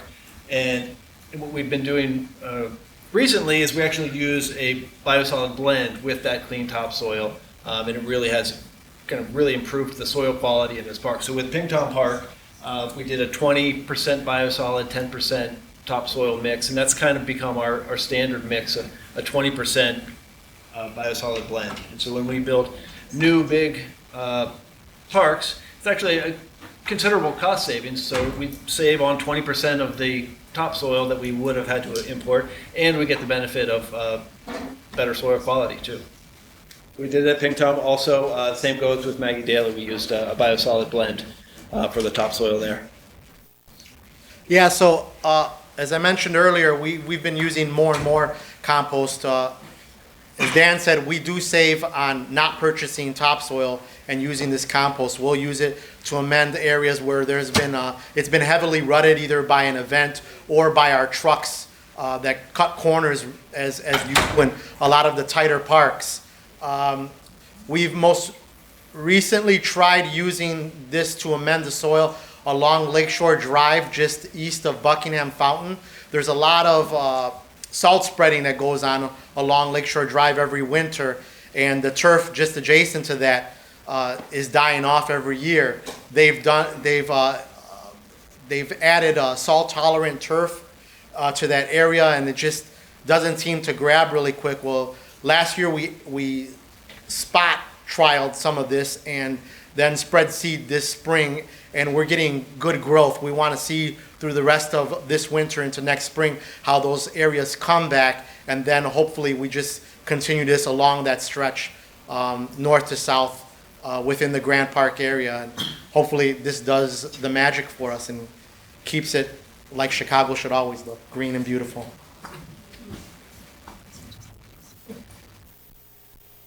So we don't really have a lot of slides. Our presentation is pretty short. We're just kind of here to provide a testimonial of someone who's used biosolids, and I know there's some other municipalities here, so we're happy to answer questions that anyone might have if they're thinking about using biosolids. Worked on anything with hail, or is it not like your main concern? Because during winter, or is that like Hail? I was involved in the Garfield hailstorm damage. I would think hail would break down pretty easily. I mean, I'm not a scientist, so it melts pretty quickly. Yeah, and I don't think there's much difference from hailstorms to rainstorms with the effect on soil quality. Chicago residents, so thank you very much for using as much as you're using, especially in the short term here these last years. I'd like to know if you made the public aware of the difference between composted biosolids and the biosolids, just in terms of trying to help them overcome the ick factor, what you described as a concern. The biosolids are great, but if you have a community that's fighting that, have you embraced that discussion? We spent a lot of time before we started rolling this out in 2012. We spent a couple of years ahead of time kind of thinking that there was going to be more of a concern with the public. And so we were very kind of hesitant to get started. We made this pamphlet. We wanted to be sure that we would be able to address community concerns about using biosolids. It really has been very minimal concerns about it. We placed the pamphlets that we made with MWRD in all of the field houses where we apply the biosolids. Kind of on an individual basis, we'll have a couple of inquiries here and there, and we'll just talk to them about, it's been fully tested, it's been, vetted by the scientists. We could show, no one's actually asked for the analytical data, but we have that, and we can show that it's clean. And most people are very quickly satisfied that it's a good green initiative, a good sustainable green initiative that has really beneficial results. So we haven't seen much public concern, and we kind of thought we would see more. How hard is it to sell the biosolids to like the EPA, the US EPA, and the remediation projects? Very easy, yeah. There is they do the TACO Tier 1 testing, so there's the target compound list that the Illinois EPA has. And so just like any other imported material that's going to be part of a clean barrier, it needs to meet the TACO Tier 1 residential standards for their full target compound list. And the biosolids does meet that standard, and so they've been very agreeable to it. Could you talk briefly, really quickly, about the salt-tolerant turf that you're using on Lakeshore Drive? What kind of blend are you using with the biosolids? Are you top dressing? So I was told that they use a salt-tolerant turf. I don't know where they got it farmed from, what blend it was. But what we were doing is coming in and just amending areas that you can clearly see died and wouldn't come back in the spring. And we took the biosolid compost and worked it into that. We actually took off a couple inches of that top layer and then worked it into the rest of a new, new couple inches plus one just to get a bigger fluff. Let that settle through the spring, and at the end of the spring added some new seed. Not sure if this might be getting a little ahead of myself. Within beneficial reuse is the next subject. But for your Tier 1 testing, is that on a project-by-project basis with use of biosolids, or is MWRD, I'm not sure, is your BUD, do you have a BUD for the reuse? And does that allow just the utilization of the product? So do you have to test the biosolids for each brownfield remediation, or is there a general blanket agreement with IEPA that allows you to utilize it without having to sample each location? Dr. Cox can talk about this a little bit more too, but they have their own testing protocol that allows them to have kind of unrestricted use. When we're using it within a specific site enrolled in the Illinois EPA site remediation project, that will require specific testing. But generally, if we're going to be spreading at Lincoln Park or Douglas Park, we rely on the MWRD's existing testing that they routinely do. But yeah, for brownfield remediation, it'd be specific to that site for that enrolled site in the state program. Yeah. Hey, I noticed in the golf course presentation there were wood planks down when they were doing soil amendments, and you talked about sogginess. Can you talk a little bit about the logistics of bringing in semis and then the different tractor to spread? Like, is it dumped and then put in something else and then spread, or dumped on a semi, or how does that kind of work? It's a basic field tractor that does the spreading. That semi needs to have a location, because it is a semi, to get in and out, and they'll dump it usually on a hardscaped area if available, otherwise in an accessible area where two tractors usually, because it needs to be that big of an area, can access this pile. And a bobcat will load it onto those tractors. It goes out and spreads, and I mean, it's just that quick of a turnaround. I think a couple of semis could be spread within an hour or so. So usually we get 4 or more semi loads to a park, but That happens very quick, and if it's at all soggy in the area, damp, or a decent rainfall has occurred the day before, we don't want to get in there because, again, those machines are heavy enough to cause even minor damage that we don't want in the park. So we try to be mindful of that and put it off till there's a drier time. A quick question, you talked about uses in turf applications of growing grass and so forth. Have you used it in your ornamental beds and other areas, and what are your results from there? We have not. I have not. Yeah, that was a plan, but things need to be learned a little more and moved in regards to that area. We're getting a little bit of time restriction, but we have time for a few more questions? Just one more question. Okay. Any evidence or concern that spreading your waterways promotes algae? I know there are kind of restrictions on spreading near a certain distance to surface water bodies. Do you, Albert, would you? I'm sorry. So the question is related to if you spread to like close to like some kind of water body, then there is the potential for algae to grow. Right? So that is actually a legitimate concern with respect to biosolids because it has nutrients, right? But because that you are applying it to the parkland, and as Miguel said, is that they try to avoid treading it where it carries water. On these local parks, it is actually really not an issue. If we are dealing with an area that probably has, like they say, a lake and so on, we would actually take steps to ensure that we do not apply close to the water body so that we do not allow it to run off and cause nutrients to get into the water. Dr. Cox, can you follow that up? So if you use the composted biosolids instead, can you use more safely for the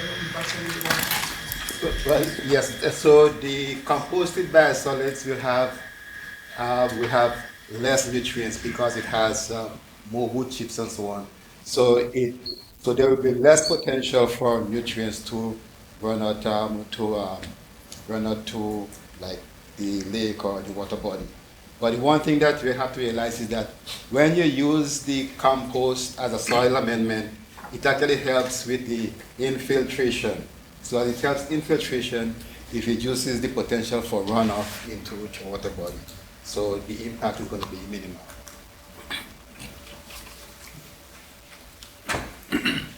Thank you. All right, thank you guys. That was brilliant. So to keep this moving along, this is how we are going to do the remainder of the program. At this time, we were going to have our staff, Dr. Tien and maybe Dr. Cox too, answer a few of your questions that you filled out on the cards in your notebook, but no one has submitted questions yet. Because we've kind of been asking questions as we go along from the presenters, which is fine.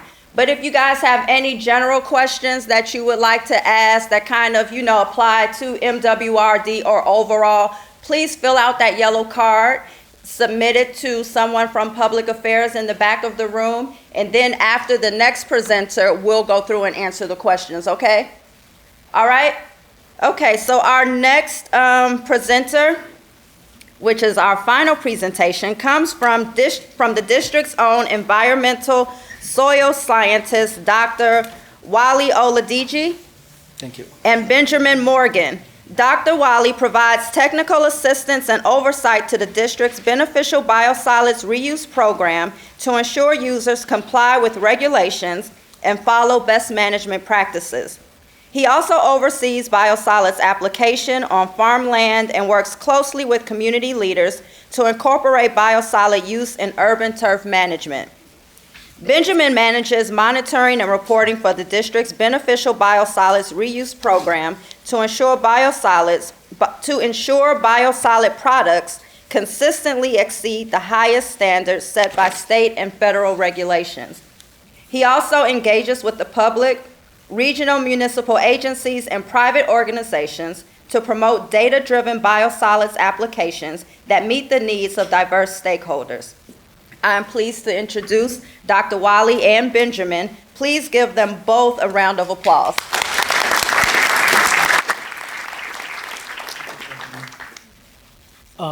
Again, welcome everybody. Because of the time, let me quickly introduce you to some of the soil scientists around here so that if I don't answer most of your questions during this presentation, you can know whom to handle. So I have Dr. Tian over here, is the head of biosolids section.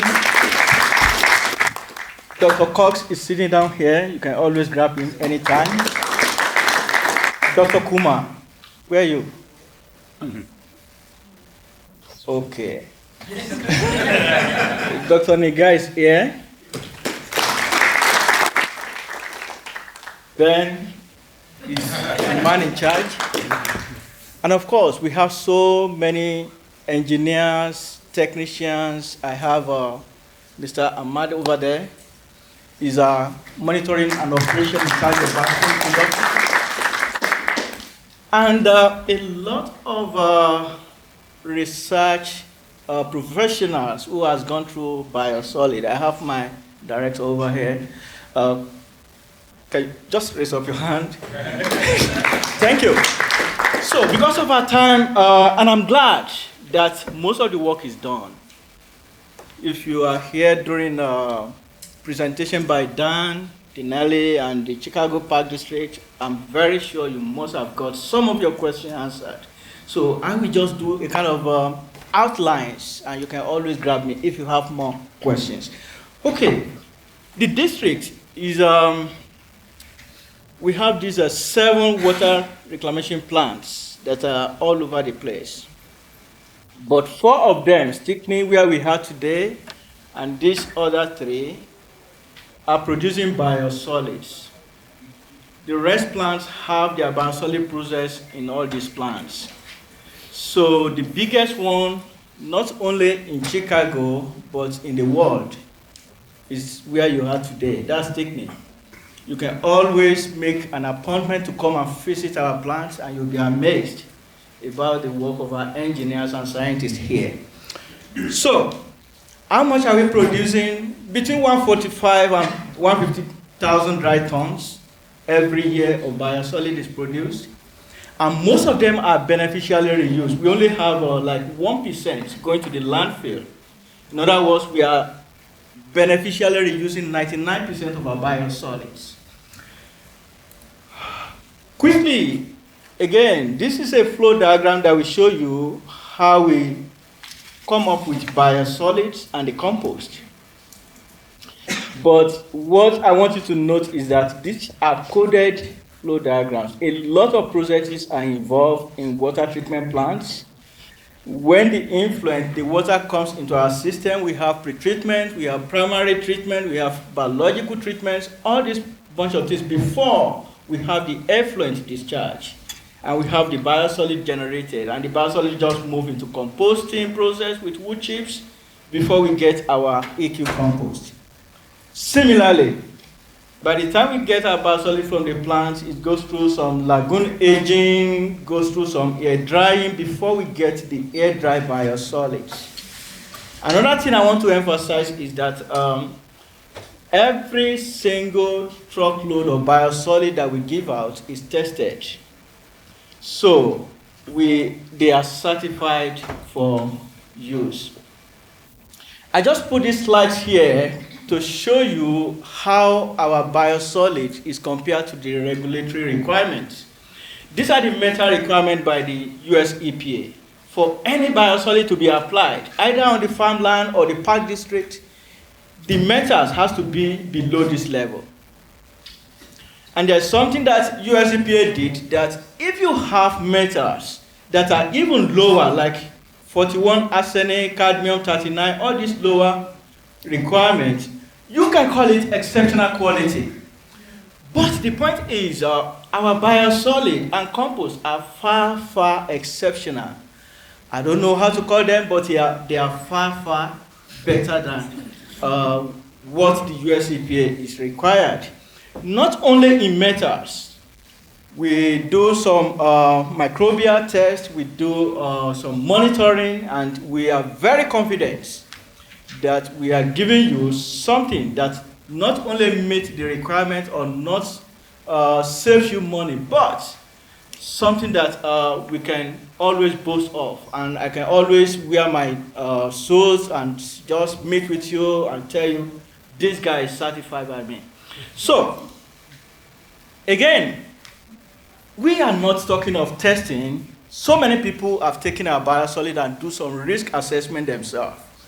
You've just heard about Chicago Park District. In 2006, they came out with this that, okay, after doing some, assessment, we conduct some environmental assessment. We now determine to use EQ biosolids because it is suitable for the city. So, not only Chicago Park, a lot of users, you can hear from Dan Dinelli, he has done a lot of research on this thing and has found it very wonderful. You can imagine, over 20 years of studying, and he come up with some innovative ways of using our biosolid. So today, I may just talk, oh, you top dress with biosolid. Oh, you use our compost for your trees. You can come up with a better way of using it. Maybe in green infrastructure that will not only educate the public, but even me. That is very welcome. So, let me briefly talk about the biosolid use.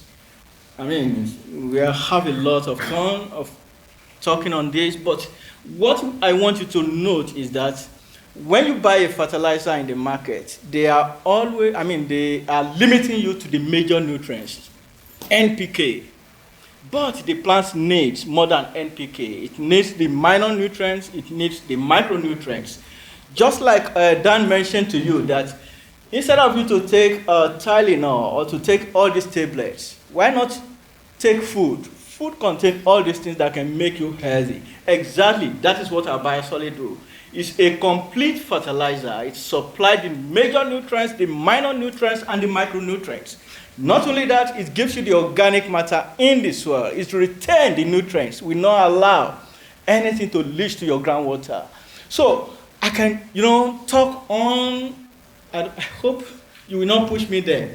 But I cannot finish talking about the benefit of biosolid or the safety of our biosolid. So why are we calling it a sustainable option? For a healthy soil, you want to look at the chemistry. What are the nutrients? What are the, biology. What are those, the population in the soil. What are the physical properties? What is it doing to the physical properties of the soil? Infiltration, soil structure, all those things. Our biosolid do, all those things. So a healthy soil means a healthy you. Yes or no? Yes. How many people believe that if the microbes in the soil die today, we are gone? You know that? That the microbes are working to make our life healthy. Just like the plants. If the plants are gone today, human beings, we are gone. So, a healthy soil is a healthy life. And we are thinking recycling our biosolid will be an option. Not only for today, but for tomorrow. What am I talking about? Recycling biosolids supports soil health, plant nutrients, sequester carbon in the soil rather than having greenhouse gases in the atmosphere and reducing our lifespan. It not only that, it reduces fertilizer use. Instead of you to take chemical fertilizer, put it in the soil, and the thing just, when you have rain, it just solubilizes and go to your groundwater. Our biosolid will not do that. It will hold the nutrients in the topsoil for the plants. It will not allow anything, any contaminant to leach to your groundwater. So, not only that, remember, and this is very, very important, biosolid is free. Maybe you don't hear that. Either compost or biosolid, we are going to give it to you free. Just grab me and, ask me, how can I get it free? We will deliver it to you free. It is not because it is cheap, but because, number one, we believe, okay, Chicago, residents are paying for treating these materials, we can give it back to them, is a way of recycling our nutrients. These are proven soil amendments, not only for nutrients, but for the environment. So we are promoting this green infrastructure, and so we give it to you free. Always remember that it strengthens your economy. So, the science is this.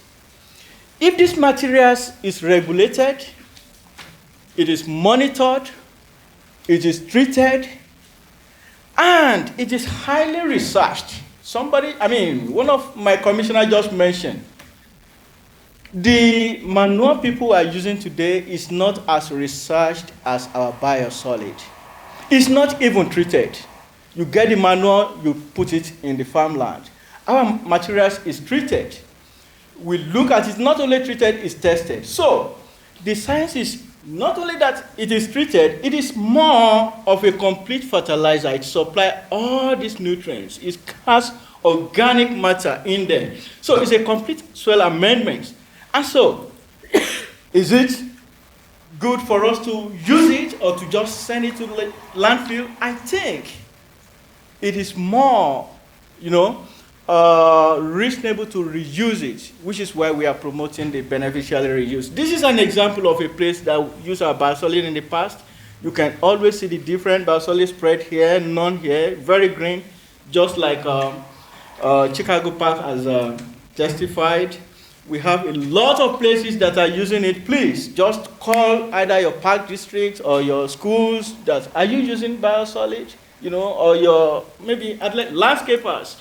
Why don't you use biosolid instead of this? That would be very helpful, not only for us, but for everybody. Remember, a healthy soil is a healthy human being. These are some of the users in the past, recently, last year and this year. I just put this there just to show that we are not talking of only Chicago Park District and North Shore Golf Course. We are talking of a lot of schools, a lot of park districts that are using our biosolid. The same thing with compost. Compost, this is compost from the farm, from the stores. And this is our MWRD compost. You can see the difference. I don't need to explain this. So, the difference is clear. Again, for agronomic, for nurseries, for landscaping, for so many uses, you can always count on the biosolid. A lot of vacant lands in Chicago today, you can fill those places with garden. We are promoting urban garden. We have, again, some of your schools have not heard about it. Please, please, please promote it to them that there is a healthy way to manage the athletic fields, and that is the beneficially reusing our biosolid. How about green infrastructures like rain gardens? This has been discussed today. Green roofs. We have the largest green roofs in Chicago today. That is Magdalene Park. On top of it, you have the parking lot underneath, but that roof was built with our compost. So this is Magdalene, by the way, and you see we have 6,000 cubic yards of biosolid used to build these green roofs. Again, quickly, you can see this data comes from a recent study.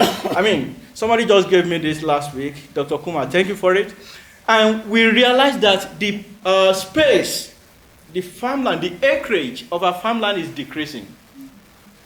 It's coming down over years. The same thing in Illinois. This is our Cook County. You see, it's coming down. So what am I promoting? Urban gardening. You can grow some of the vegetables that you need. You can have something at the back of your house that will not only give you the vegetable, but educate the children or the neighborhood about farming. So we are promoting urban farming, and we have a lot of gardeners that are using our compost. So finally, this material is nutrient-rich, it's organic matter, excellent fertilizer, it is regulated, monitored. We have a whole section in the district that are just monitoring and making sure that industrial discharge is not coming to our system. So we are treating it, it's treated, Not only that, it is tested. We don't give you any batch of biosolid that is not tested and certified. And it is highly researched, more than manure. So with this, let me just give you to my colleagues. Thank you. Thank you, Wally.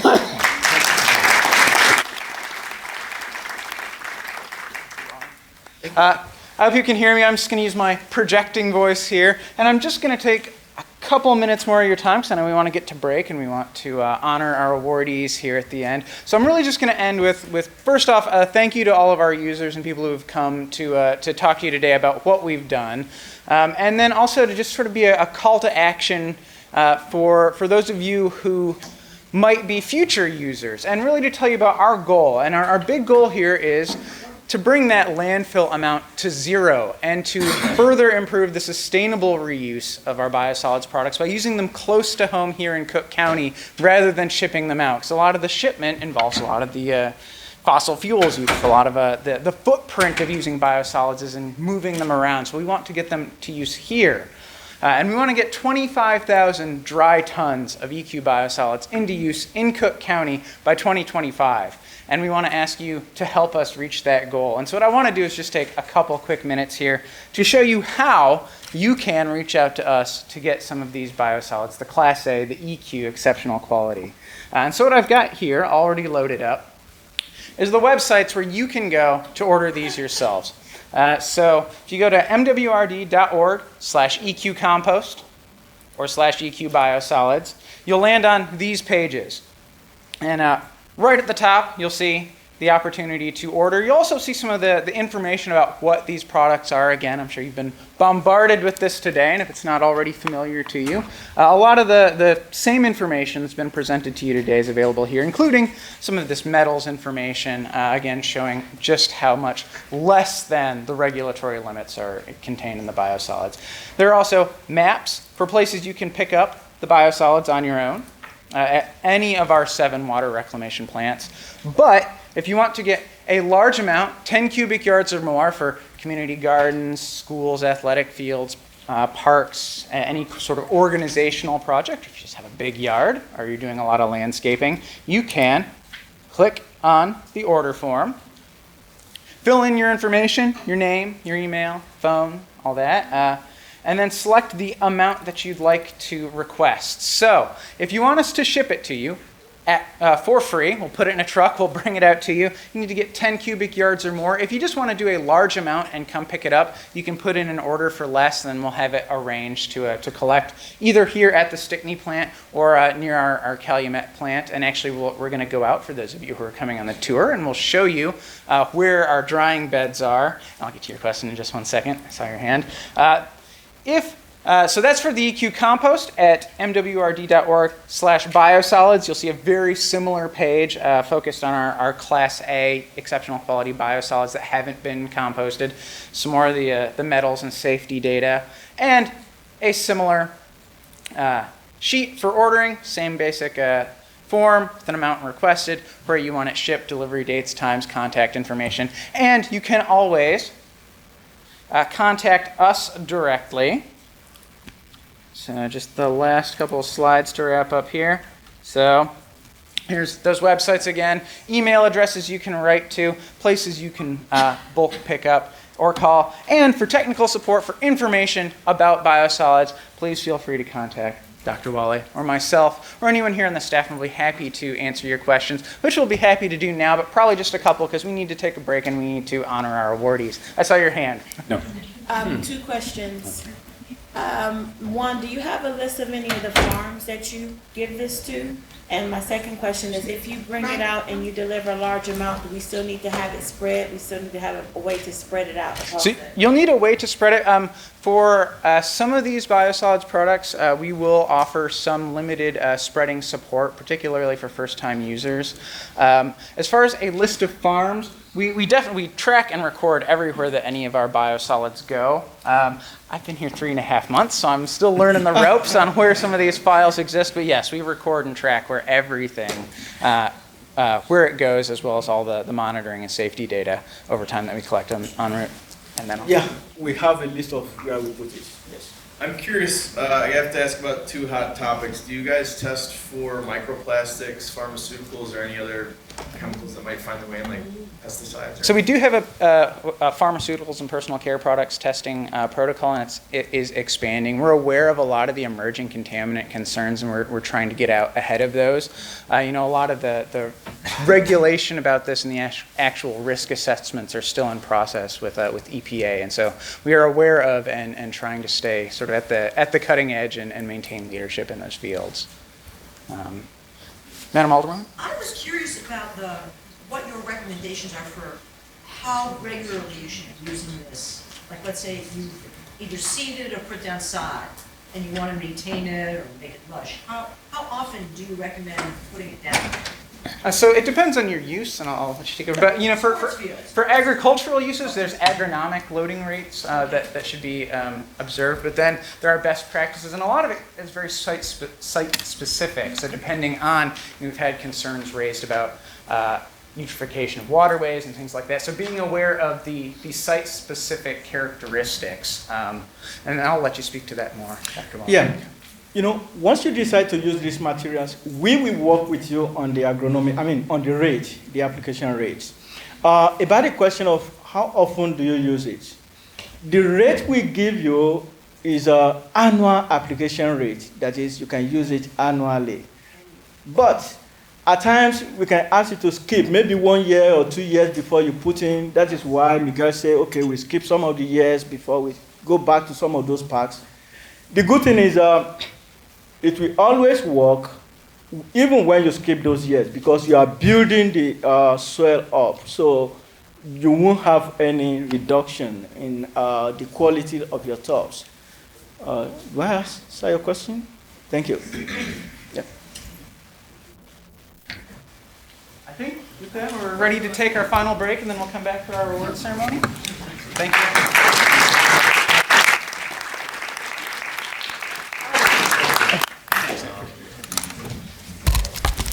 All right, so I think we're going to just move right into the awards, if that's all right with everyone, okay? Is that cool? Yes. All right, well, first, thank you, Dr. Wally and Benjamin, for that awesome presentation. Did anyone have questions that they filled out? Yes, Dr. Tien, did you have something? Just add one recognition. I just want to recognize another two important directors that direct our biosolid program to the EQ Biosolid. So Ed Omswiski, the director of monitoring research.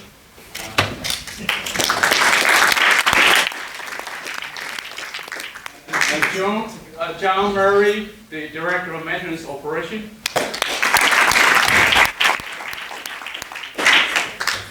Thank you. See how we all make sure we get everything done? Work together. Teamwork makes the dream work.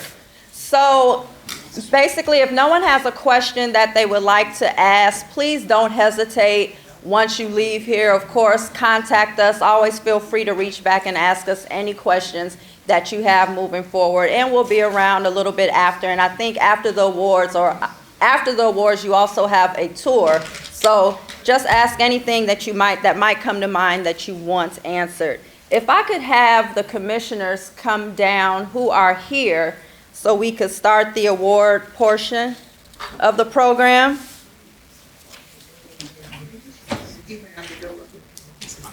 The Biosolids Beneficial Reuse Award recognizes the activities and innovations of individuals and organizations that successfully use MWRD's biosolids.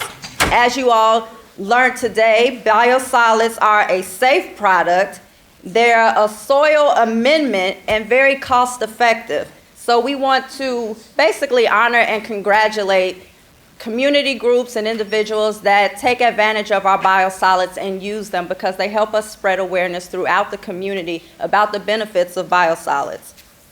The first winner of the prestigious Biosolids Beneficial Reuse Award this year is an ISA certified arborist who found a way to incorporate EQ biosolids into a native plant nursery at the village of Buffalo Grove. As the forestry and grounds manager of the village, Tom Milas is committed to using a sustainable soil amendment in the nursery, so he partnered with the district's soil scientists to help bring his vision to life. And we're so happy that he reached out to us. Unfortunately, Tom can't be with us today. I wish I would have saw that earlier. So, Jeff Weiss is accepting the award on his behalf. Jeff Weiss of Tom and Michael Reynolds from the village of Buffalo Grove. Please step down.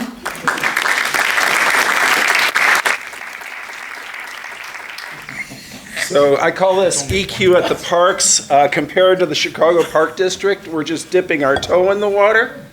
My name is Jeff Weiss. I'm the founder of the Buffalo Grove Environmental Action Team and the Buffalo Creek Clean Water Partnership. Mike Reynolds is the director of Public Works for Buffalo Grove. Here's some of the creative uses we made of the biosolids product this year, the compost. You've heard about all of these except for one from other speakers.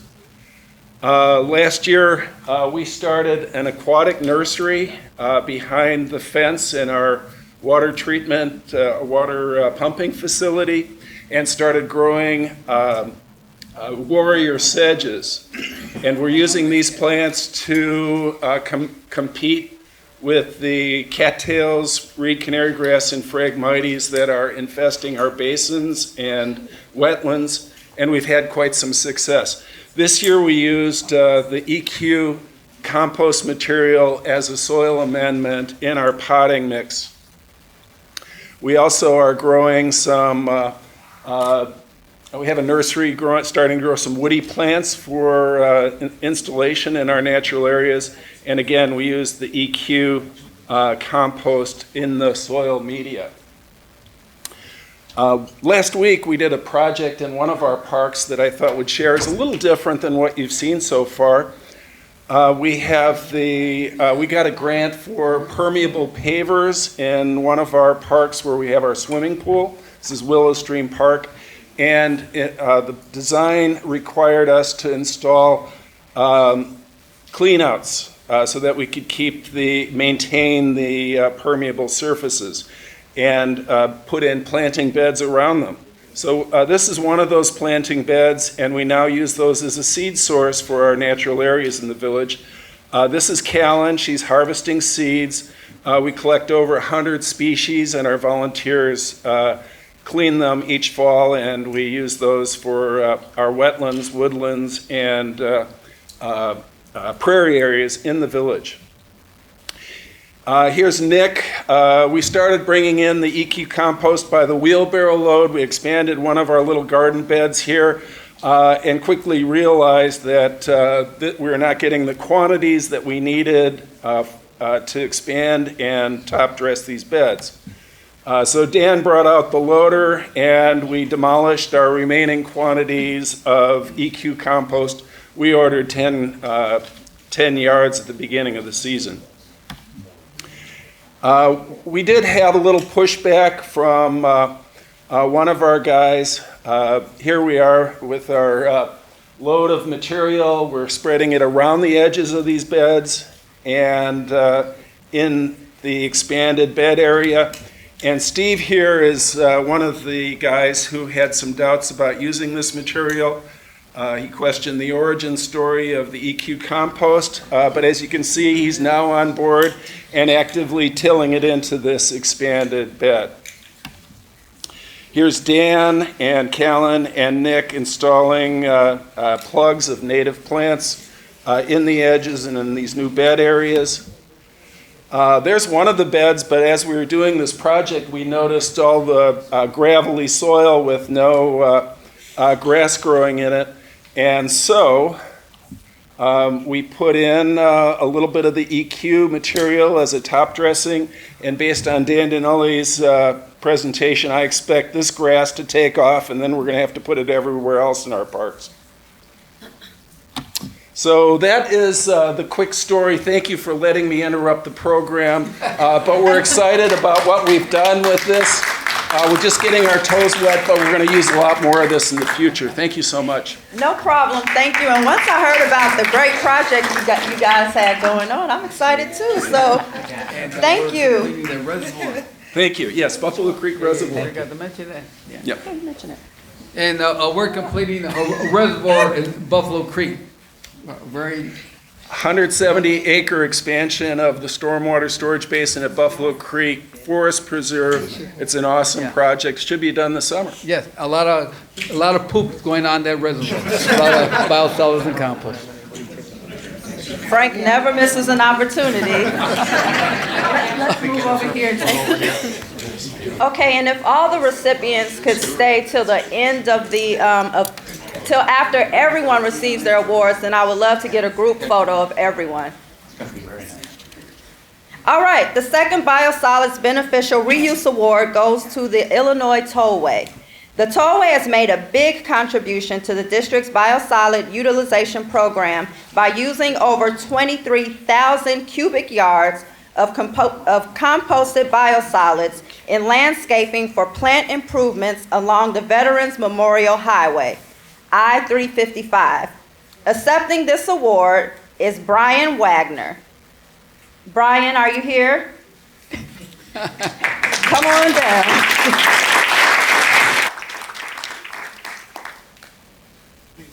Brian, would you like to say a few words?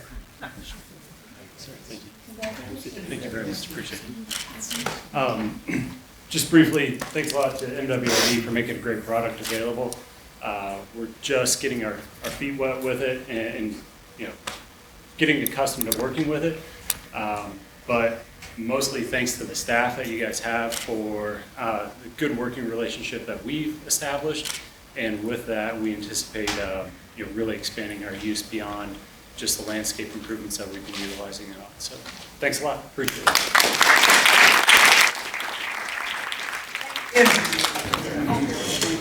All right, the next category honors organizations and individuals that work to minimize the impact of stormwater. Our first winner in the Sustainable Landscaping Award goes to Omni Ecosystems for its incorporation of a wheat prairie roof as green infrastructure for helping to manage stormwater. Accepting the award on behalf of Omni Ecosystems is Molly Meyer, founder and CEO. Please come on down and tell us a little bit about the roof. Sure. Is it a wheat prairie roof? It is, yeah. Thank you. So we were very grateful to be working with Studio Gang Architects to supply, install, and continue to maintain a native wildflower meadow on their headquarters near Milwaukee and Division and Ashland intersection. And when we seeded this roof in the fall of 2015, it was too late to properly establish a wildflower meadow on a very exposed rooftop near a major city intersection. And so we suggested, let's establish it with a cold hardy annual, a winter wheat. And with the intention of coming back in the spring, mowing it and allowing the native prairie to come up. But we came in the spring and there was the first ever rooftop wheat field. And, you know, grad students with too much time on their hands Photoshop skylines full of wheat fields, but this was the first time that this has been achieved. It's growing in 22 pounds a square foot, so a fraction of the weight of typical on-grade ecosystems. And after we came up to the roof in the spring and saw this wheat field, we asked Studio Gang, can we bring in a student group and harvest this? So we partnered with After School Matters and the Roof Crop, who's also here, and brought in a student group, harvested this roof by hand with scissors, and to protect the underlying meadow that was growing up. We then threshed and winnowed the wheat, separating the chaff from the grain, which took a really long time, because there's no such thing as a rooftop combine thresher, right? And then we got the students got a miller to mill it into high-grade pastry flour, and then they baked it into cookies and sold the cookies as a fundraiser for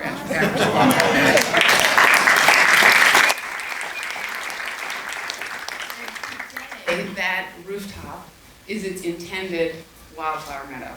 and it's a really robust ecosystem. Every spring we go out there and do an analysis of all of the pollinators and the diverse plants that are out there. It's really a testament to what can be done when a diverse and curious group of people get together.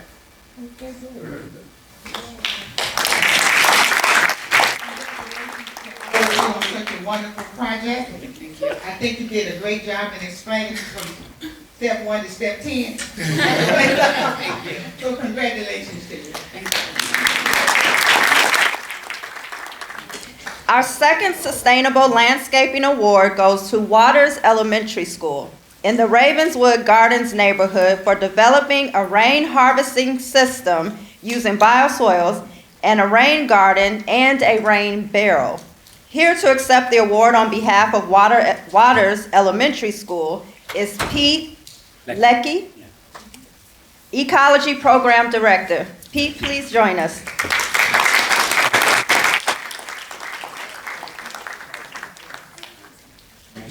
Do you have a few words? Yes, I want to introduce the rest of my delegation here.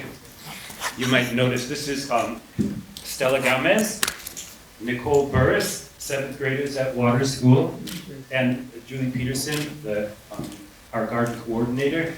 My job is the director of ecology at Water School, kind of a unique job for an elementary public school to have. You might also wonder about our clothing choices today. Anybody guess? We come straight off the picket line.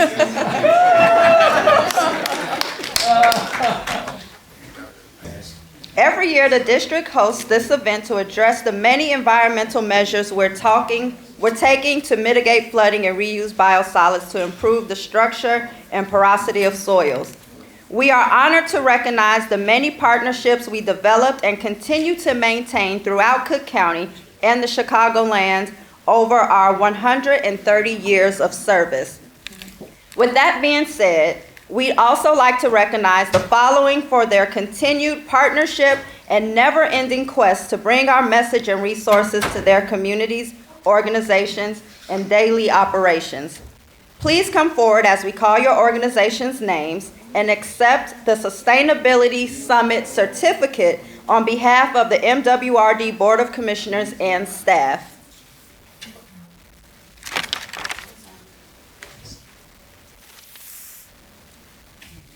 Lansing Garden Club. Please come down.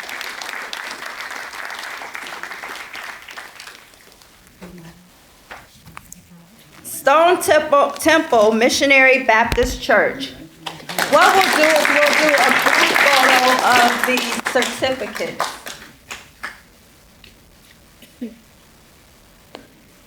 How do y'all want it?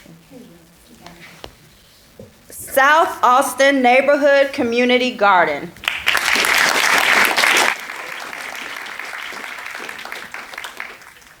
Forest Preserve District of Cook County.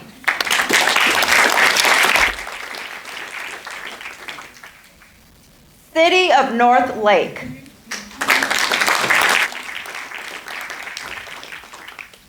The Roof Crop.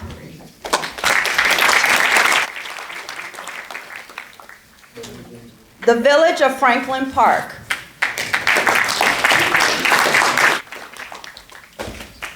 The Village of LaGrange.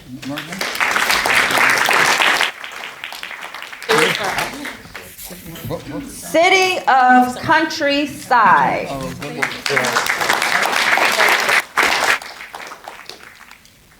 And Buffalo Grove Park District.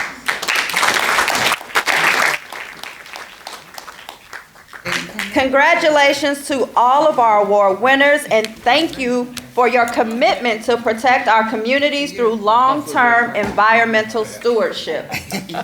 Congratulations.